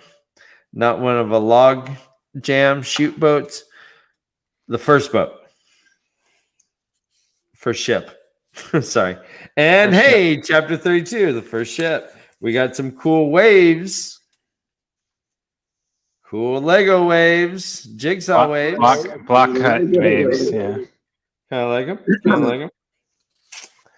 And he and Tom are skirting down. Boom, boom, boom. They get down to the deck. And the dock master's like, nice try, Matt Cawthon. I know you. And he's like, fuck you. Diplomatic immunity. That's my what I lethal got. weapon. Has been revoked. Blam. Do you remember that? Right? Can you give me that same line with your George Bush Jr. voice? George Bush Jr.? Yeah. Diplomatic immunity. It's been revoked. Diplomatic immunity. It's diplomatic immunity. Yeah. Now watch this drive. No, watch this drive. They flash the thing. The guy's like, I've never fucking seen that. I've never seen that ever in my life. It's like, you know what? So here's the thing. I was like, all right. So let's say you get one of those Burger King, like, I guess they have a few of these things where you get like free lifetime. You like get 4 color crayons and you color on the menu. Is that what you mean? No, where you get like a lifetime supply. You get like a card and you can just boom here and you get a lifetime supply, right? Of It's what? like of Burger King. Anytime you want Burger King, you just go and you got anyway. a lifetime supply of Burger King? Google it. It Why have exists. you never told me about this? How did you I don't get have it. I don't have it, but it exists. I think Steven. So this is piggybacking off of I think Sounds Paul like Giamatti. fake Paul Burger Giamatti King. was on. Was on Stephen Colbert, and he was mentioning it, and he said that there were 12 people who have it, including like Steven Spielberg and stuff. And I was thinking, So if you're just like some 16-year-old kid and some dude walks up and goes, "Yeah, I'll take 4 Whoppers. Here's my card," and you're like, do you call the manager? Do people know what this card looks like? Do you run it and it like goes through like the special Burger King bank where it's like, don't worry about it? They're like, okay, I guess I got it. Don't worry about it. I don't know. Yeah. I imagine the register just gives him a big thumbs up. The mother calling just be like, and they all know what that means. Don't make a scene. Give them whatever they want. Yes, endless Whoppers. Don't go viral. Yes, but you can't just go to one place because you're just like taking their food for free. You got to spread it around. You got to go to like other ones around town and stuff because you don't want to just hit this one poor place. They're all franchisees, right? Yeah. So many ethical dilemmas with this goddamn freak. If you want to be like Trump and like a whole like a college soccer team, like you would send your minions out to like get the cheapest deal at each restaurant they could go to one by one, and come back with some cold burgers. Yeah, cold burger. I heard they were really, really cold, like really cold. Like you would never put your mouth on that meat. Well, you know what? Whoppers you are surprisingly microwavable. But do not keep them in the wax because then it's weird. But if you microwave them in front of the president, you would admit to the president that they were not perfect. So you had to eat cold burger, be like, yes. Yeah, cold burger. Yeah. Thank you, Mr. President.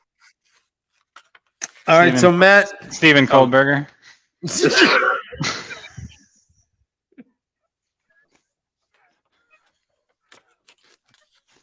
Yep. Yes. And and John Stewart with relish. All right. So he's like, I gotta go to the first ship. I just gotta. He gets past the dockmaster. Dockmaster's like, what the fuck? He's like, well, hey man, you want the Amarillo barking at you? Yeah, me neither. She'll probably fire you. I wouldn't do that. See in the face. He's like, well, the ship's already left, so you can't even go there. Ha ha ha. He's like, watch me. Hold my beer. Bam, bam, bam. Jumps. Nice, Ryan. No way. Oh, duck and roll. Nice. All right, and I'll do Tom.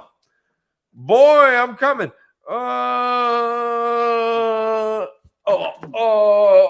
laugh at me, Tom. Okay. I lost my stick. Lost my stick. I'll need another. How awesome do you think his stick was? Was it? Quite. Yeah. Was it the appropriate leverage like Nynaeve wanted? He gets on the gray goal. Great goal. Ryan, how's no? How's your computer? Nothing. Okay. Let me see. Nope. Okay. Yeah, that sucks. Okay. We'll fix it. At great expense, we will fix this. No matter. Guys, this is inappropriate and I'm shamed. As production Sedai, I will never allow this again. No more wine in the computer. I'm on my cell phone. I'm ashamed.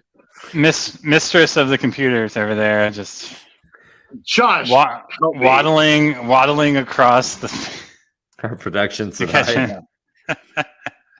All right, but Wolt News is still beautiful. Don't worry about that. There was a Ryan, you did ask, and I don't have exactly where it was, but sometimes I will try to do something that is a physical act in the book. Oh, and they were described as having a smile and their mouth, or no, a frown, and then their mouths dropped open while maintaining the frown. Okay. So, Did you pull a face muscle? nah, but it gave one of them like ugly faces, like.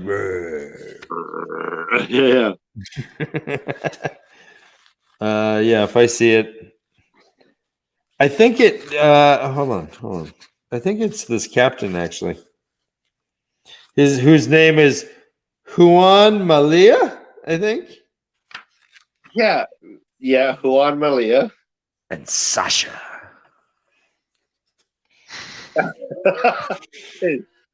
Is that Obama's daughter? Yeah. Oh, During Jesus the prayer session, he goes, Malia and Sasha. Hey, I will smoke weed with Sasha. Who doesn't want to? Huh? Who doesn't want to?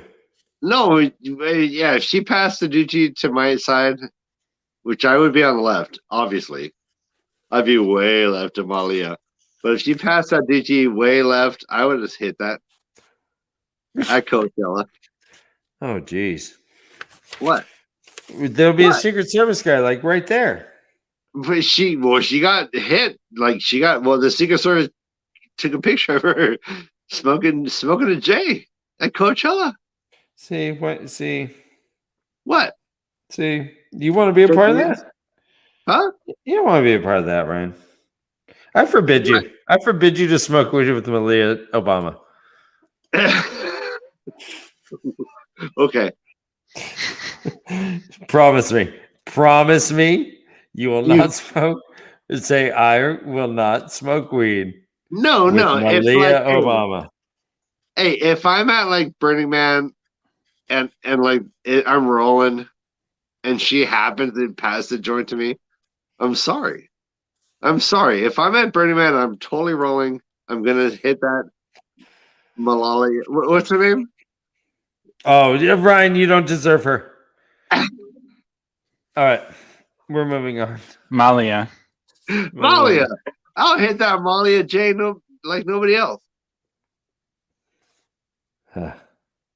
Nope. Ryan, are you by chance a young lord in disguise? I won't tell if you won't. I forbid him.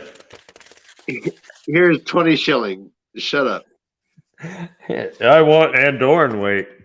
Yeah, Andorran weight. That's so weird. That's like a 5 ounce eighth or 5 gram eighth. Yeah.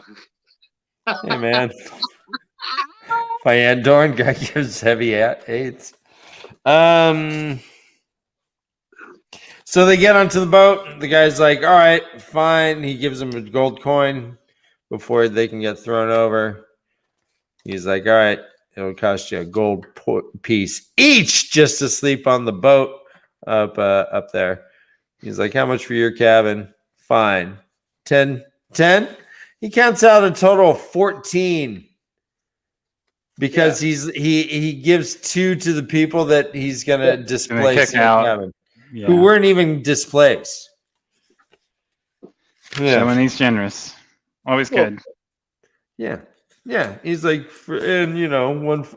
go buy yourself something pink, would you? Nice. All right, good to see you. Something pink. Something. Go buy yourself something pink, would you? All right. So yeah, they get onto the boat. He buys his way into the cabin. The captain's cabin. Dan, is that a sex euphemism? Go buy something pink. Yeah, no, it's it means process that. It means that you would look beautiful if you had something pink on. No, that's not what you meant. All right, go get some pussy, would you? Or dick. I'm just kidding. Or dick. It could be both. Or dick. So, P or D. They're both pink. Let's go.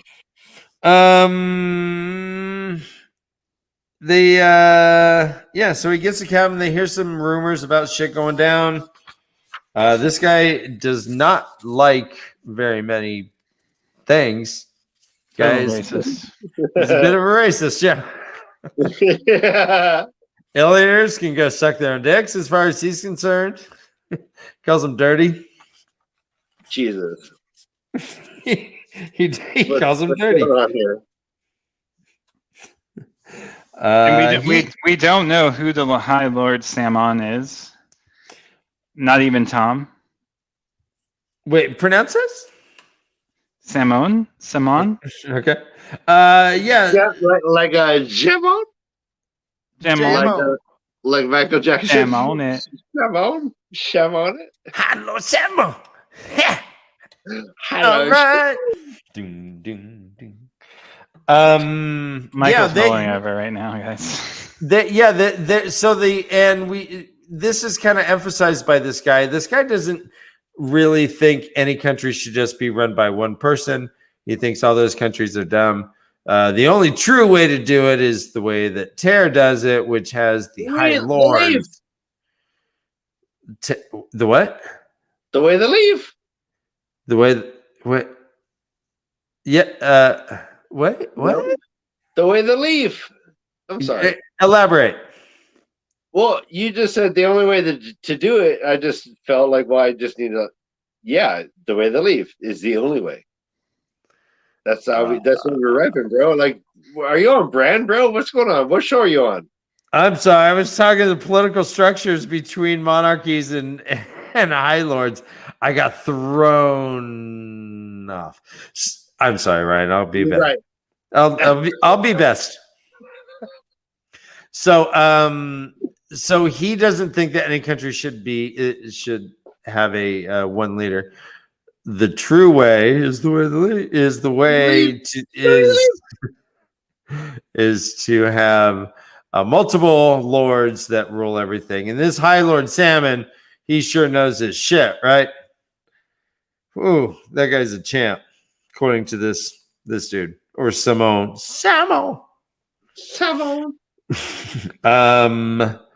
We have another person here kind of saying more than they intended to.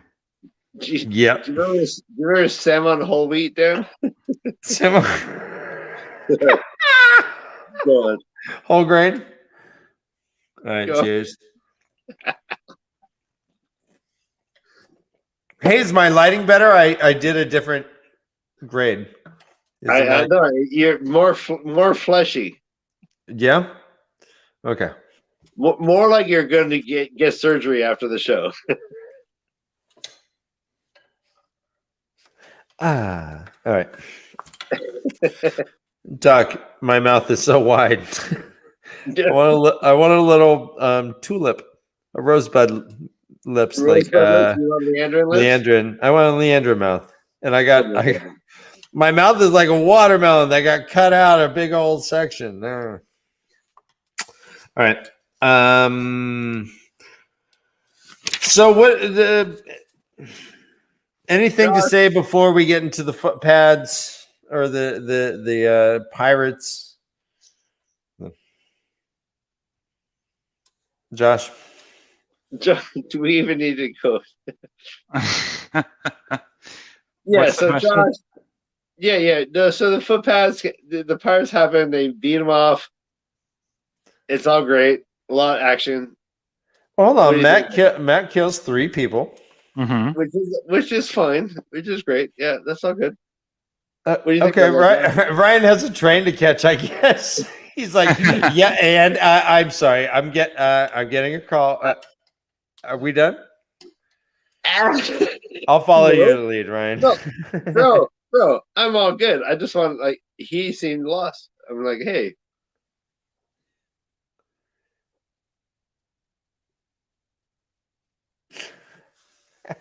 You're like, hey. Well, all right. Well, that explains. Okay. No, yeah. Right. So, do you have any thoughts about the last chapter?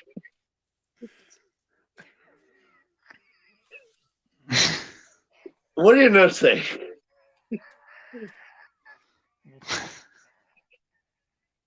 I'm sorry.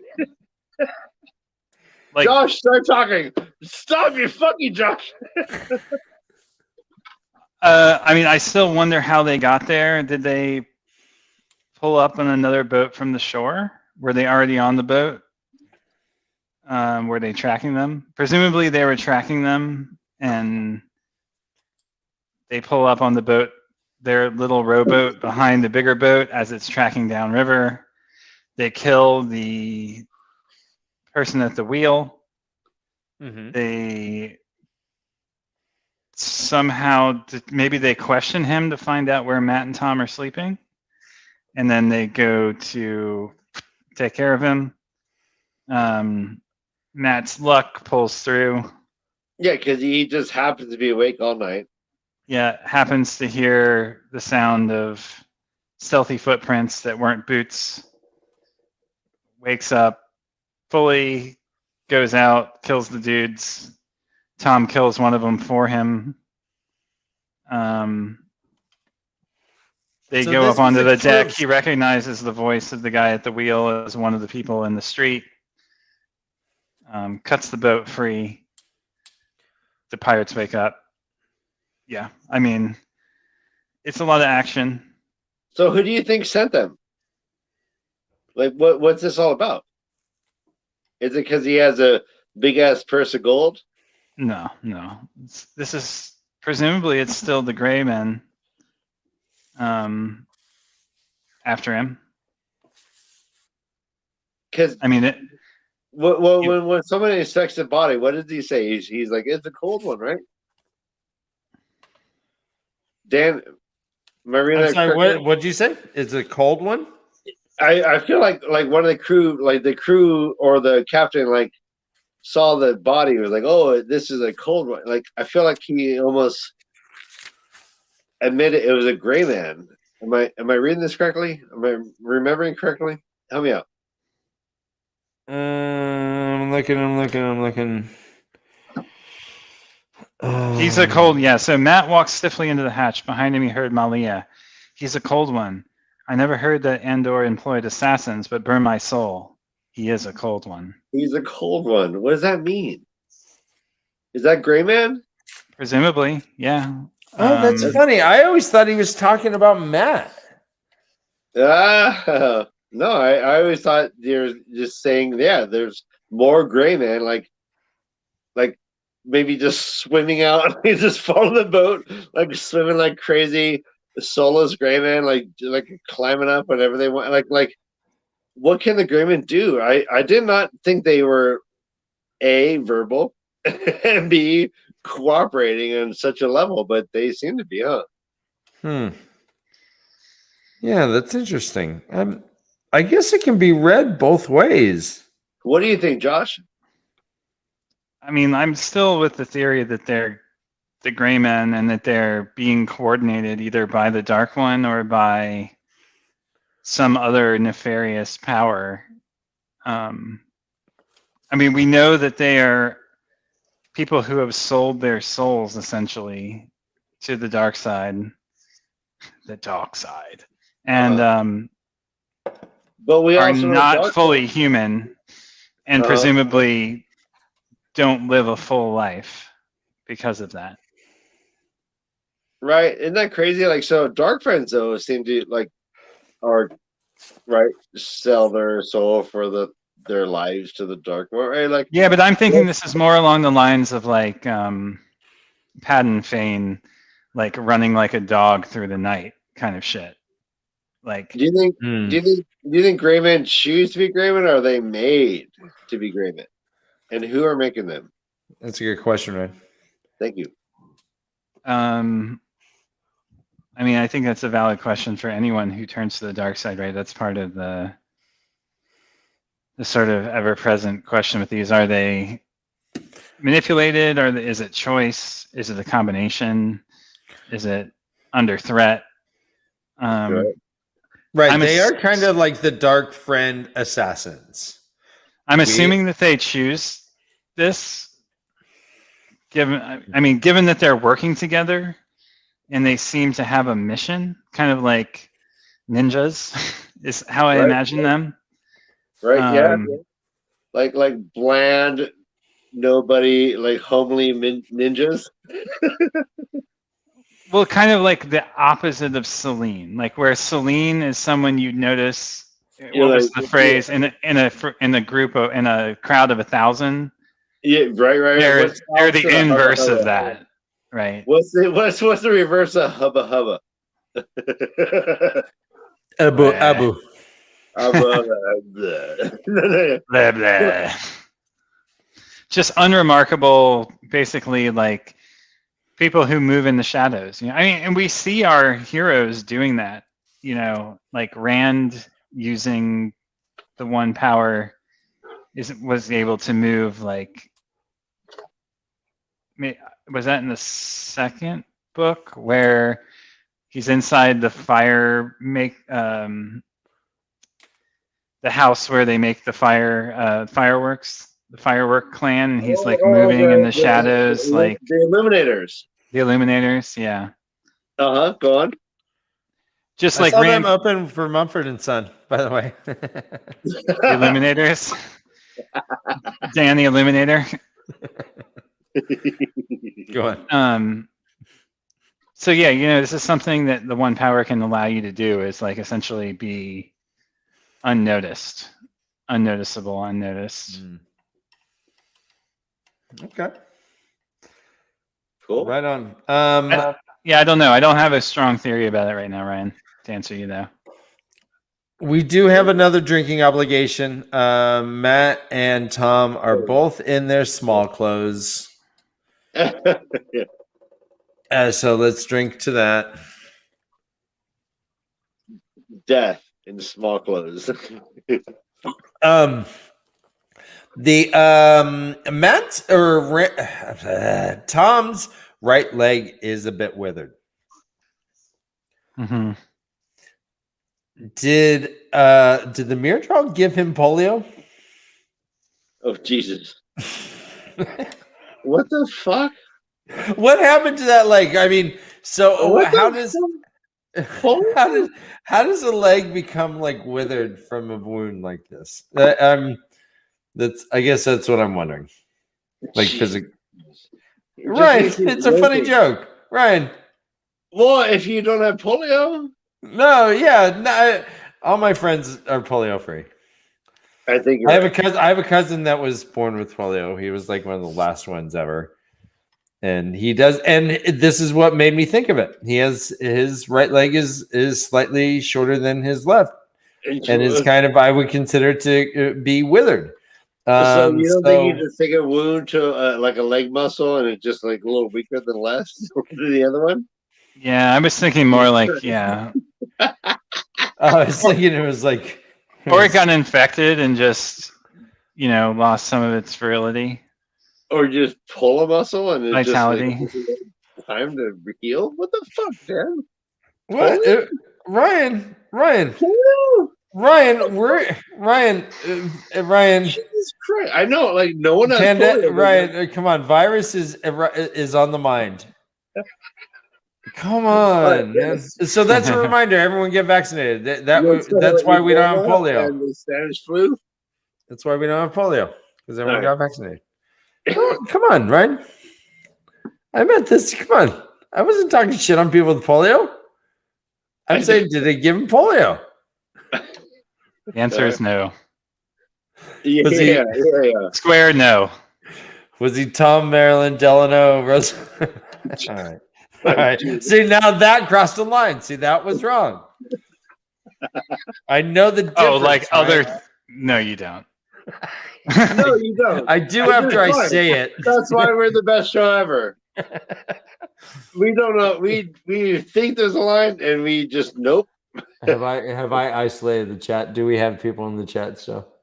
I can't tell you. I'm on my cell phone. All right, so the middle leg is usually shorter than the other two. Yes, usually. All right, we got it just cut a tendon. That's probably right. It just didn't heal great. Thank you, Joe.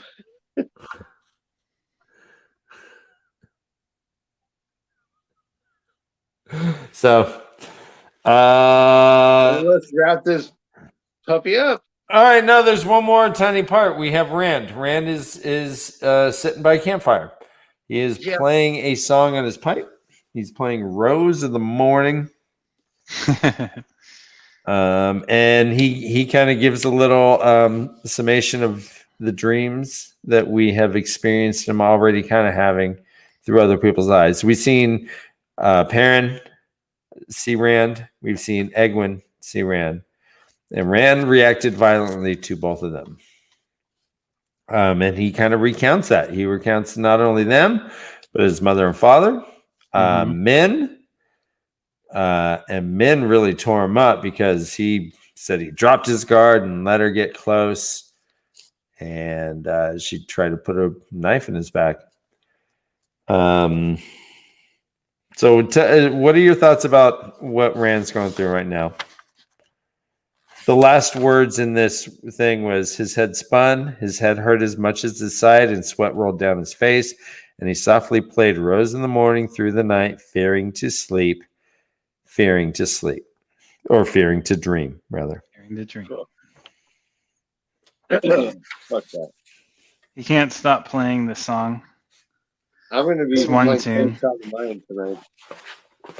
He reflects on the weddings too, and he's like, "Was that me? That was weird." Mm-hmm. Am I going? But this is the song that he played. He's like, "Man, that was really weird." He's like, "Everyone says I'm TAVERN, and this is what's going to happen." He's like, "They say I'm the Dragon Reborn, the living and the dead say it, but fuck them." The living and the dead. Yeah. He's talking to the dead now. Well, no, the heroes of the Horn. I hear you. Yeah. Yeah. So there was, he's just kind of reflecting on all the things that we've heard peripherally now. It just kind of gives us a little check in on him. Kalendor and his dreams. Yeah, I mean, it definitely seems like he's going through the trials. I mean, I feel like this is very like Christ's 40 days in the desert sort of thing. You know, it's like, okay, yeah, this is the Savior's tribulations and like having to reject or decide to reject or protect himself from all of his loved ones in the same way that like the Aes Sedai binding has them reject their connections to their past life. This is the equivalent in a way, only like done without all the pomp and circumstance, right? Of him having to like, you know, does he buy into his mission as the Dragon Reborn? Does he reject all that he's known and loved and become this thing that, you know, he's being drawn towards, that the pattern is weaving him into? Or does he try to reject it? And, you know, the struggle is literally him like trying to not go to sleep, right? Trying to not let down his guard. Like, well, and Perrin had chains around him in a pillar, which could be interpreted as kind of being the same way, as trying to not go off in the dream world, I guess. Right. Rand seems pretty traumatized though, and he is on his way to. It looks like all signs are pointing that he's on his way to Tear. The Kalendor is always in his dreams. It's always there. Is this? Do you think that? And now we do have a prophecy that the Dragon Reborn must, the Stone of Tear must fall and grab Kalendor, that kind of thing, right? Right. Is this? And he's aware of this prophecy. Is he trying to fulfill this prophecy? Is this a meta prophecy where he's like, oh, okay, they now say I'm supposed to go get Kalendor, so now I'm off to go get Kalendor? Or do you feel that he is being compelled one way or the other, regardless of his knowledge of this. I think he set off with intention to go there. To prove to himself or not, or to fail in trying that he's the Dragon Reborn. I mean, he's like, this is, I feel like he even says this at some point, like, the next sign is the fall of the temple. Mhm. I'm gonna throw myself into it one way or another, and I'm gonna not bring my friends so as to try to protect them again from my, essentially curse as he sees it. Yep. FartVader chiming in. How does Rand keep his appointments? With his calendar. So no. Keep them coming. Keep them coming. Great balls of fire. I know, Joe, right?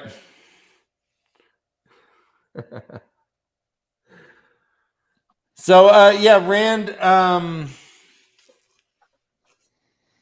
he not only is he being traumatized, but he's in pain. His side hurts, his head hurts.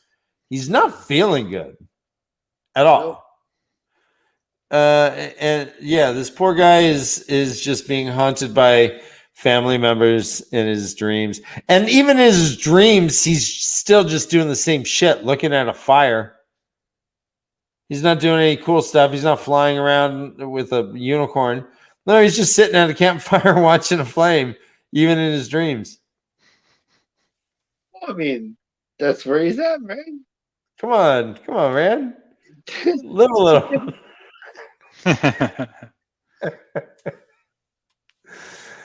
Is there anything else that we missed here, Josh, that you wanted to chime in on?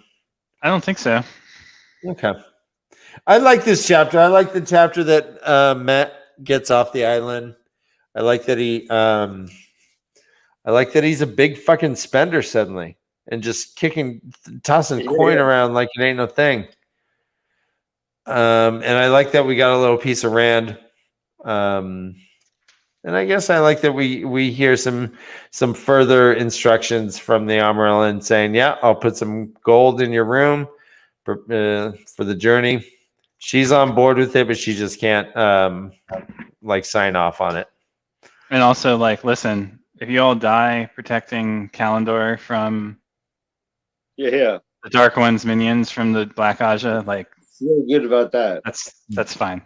It's jihad, baby. Yeah. It means that much. It means that much. Yeah. Your lives are not nearly as important as this mission. So they're all headed to Tear. Matt and Tom are headed to deliver the letter, but presumably we'll end up there anyways. We have our male heroes, Rand on his own, and Perrin, along with Moiraine, tracking Rand, presumably. And then we have the ladies heading off to Tear as well. Do you think the White Cloaks will end up there? Or just unnecessary? They're probably there already. I know that there's they were in the villages kind of around Tarvalon, right? Yeah. But I mean, they're a vast kind of paramilitary organization, aren't they? I imagine that they can be more than one place at once. Oh. Okay. Nice. Yeah, that makes sense. Yeah. Everyone's going to Tear. Tear is apparently the first structure, the first city, the first palace. So do we know that the boat Matt and Tom, do we know what the destination of the boat Matt and Tom are on is headed to? Matt does tell them he wants to go halfway to, so let's see.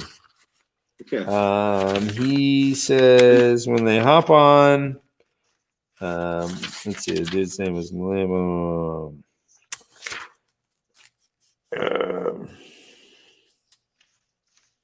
he said our business Oh, right, because that's why Imper- the captain thinks, Malia thinks that they're an agent, right? Imperative we sail immediately to Erangel in Andor. Utmost Okay. urgency. So and I guess Erangel is about halfway, or it's, I guess, a couple days from Camelin. Okay. But that's where he's like, all right, I'll go here. That way the Aes Sedai won't. It's like it's about halfway. I think he's taking about halfway, and then he's gonna just walk or ride the rest of the way. So there's Tarvalon. The blessings of the White Tower on all who aid us, the tower's wrath on any who impede us. Well said, Matt. Did you say Erangel? Erangel, correct. Yeah, so there's a river from Tarvalon to Erangel, and then that river, it looks like, goes all the way to Tear. Oh. The river Galen and the river Araliel. God. Yeah, Erangel is kind of the crossroads there, huh? Yeah, and then there's a road to Camelin from Erangel. But in theory, they could just keep on down the river right to Tear and pop out at the fingers of the dragon to the sea. Nice. Nice, Josh.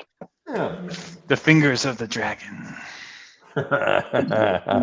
You had to go there. You had to go there. I did. You see it too, Dan? Mm-hmm. Mm-hmm. Yeah, Erangel is actually pretty close to Camelin. Yeah.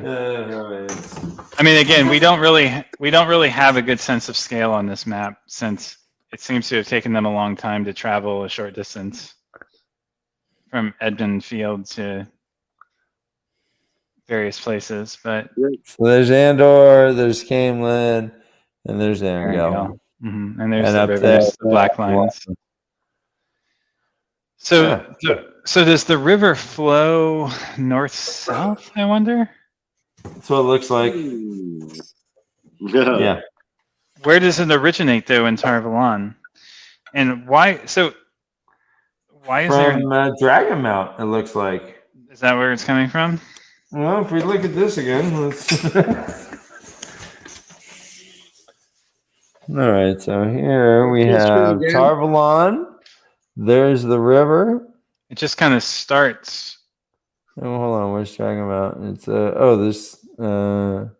Oh no, I guess it just does kind of start, huh? Yeah, which is a little weird. Why would there be a giant island in the middle of a river like that just ends? But well, whatever. It doesn't have to be realistic. Look at there's the ice on. Yeah, so is that where Tarvalon is? Is where that eye is next to Dragon? Is that the vagina shape right there? It is, right? Yep.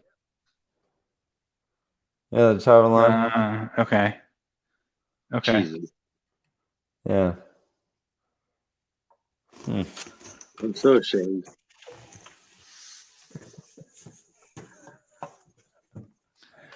I see. So it starts by Arafel in the sea there. Wait. No, that's the mountains. So there's no sea to the north. It just ends in the mountains. Okay. So the rivers flow down from the mountains past Tarvalon, Dragon Mount, and then out to the sea at the fingers of the dragon. Okay, yeah. So north to south. Okay. Interesting. Yep. And that does make sense. The rivers start in the snow of the mountains of Doom. Doom. Doom. With the 8. Yeah. So, is there anything else you want to say about this? Matt is a fucking mass murderer. He's responsible for 4 deaths in one night. Well, if we count the 2 that jumped overboard of the ship, well, that's probably more on Tom because he's like, "You want to kill them?" So Tom killed the. Well, they can swim to the banks. I mean, obviously, if they can row out from the banks, they can probably swim their way back. Well, you heard what Tom said. Well, you heard it, where he said, "Those fools." They It probably won't narrows make a it back bit, in but dark. yeah, it's a Yeah. good half mile to the shore. No way Right. these dudes are gonna make it. They got boots on and stuff. They got boots on. Boots on. Boots Boots on. And I like it. The first thing that Tom says is like, "Yeah, man, you had brigands, and we should probably renegotiate our fare. Fair. Give us some money back for the lack of security." Right. Tom's a swindler. He's always got his game going. Sure, Tom. But yeah, I guess that's about it, man. Is there anything else that we want to talk about? Oh, besides this guy who is from Tear, his main curse is like "by the stone." By the stone. He says "by the stone" a few times, or he's like, "Oh, I swear by the stone that this." I'm like, what? That's like us saying, "Oh man, I swear by the White House that this thing is gonna be awesome." Right. I swear by the Illuminati. Yeah. I don't know. I guess that's about it, right? Is there anything else, Josh? No, that's all for me. Okay. I wanted to make a quick note. Tomorrow, which is Wednesday, which is the 29th. We might get a trailer. Well, if hopefully we'll get a trailer. But more importantly, our good friend, the Village Mattress, is going to be a guest star on the Dusty Wheel. And so I want the Puppet Army to show up en masse. I want to give Village Mattress as much love as we possibly can and support. He's on during a game night, which is going to be awesome. He deserves this. This is going to be great, and I'm excited for him. So let's do this, guys. My one last thought is, Andrel, the Bard of Time, really took it to you guys about your complaining about the show last week. Yes. He sure did. That was great, Andrel. It was fun, right? That was a great one. It was super good. On the track for us to respond to you, Josh? I don't think it was to us directly. It wasn't, but you sure were all included. But yeah. So Josh, let's counter that shit. Do it. And while we're thanking people, let's formally thank MR Howley for becoming a Patreon at the Court Bard level. The first ever. And he went ahead and he just bought for the whole year. So he's got a badge or something. We're gonna make a badge. He is strutting. I want to see some harpist tunes for the bard tier. Well, that's funny because Dan's got to write this man a song. Get to. All right. Get to. Yeah.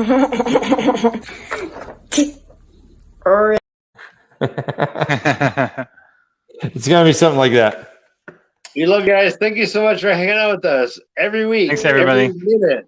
It means so much to us. Thank you. Yep. And until next week, keep reading your filthy animals. And I love you and I'm proud of you. You guys are the best, and we'll see you soon. Bye. Bye. You gotta press the button, Dan. Oh, I do. It's me. Oh, so guys, hey, you know what? Let's just. You gotta press that button to stop humping yourself. I'm just gonna. All right, so guys. All right. Well, here's what we're gonna talk about. We're gonna talk.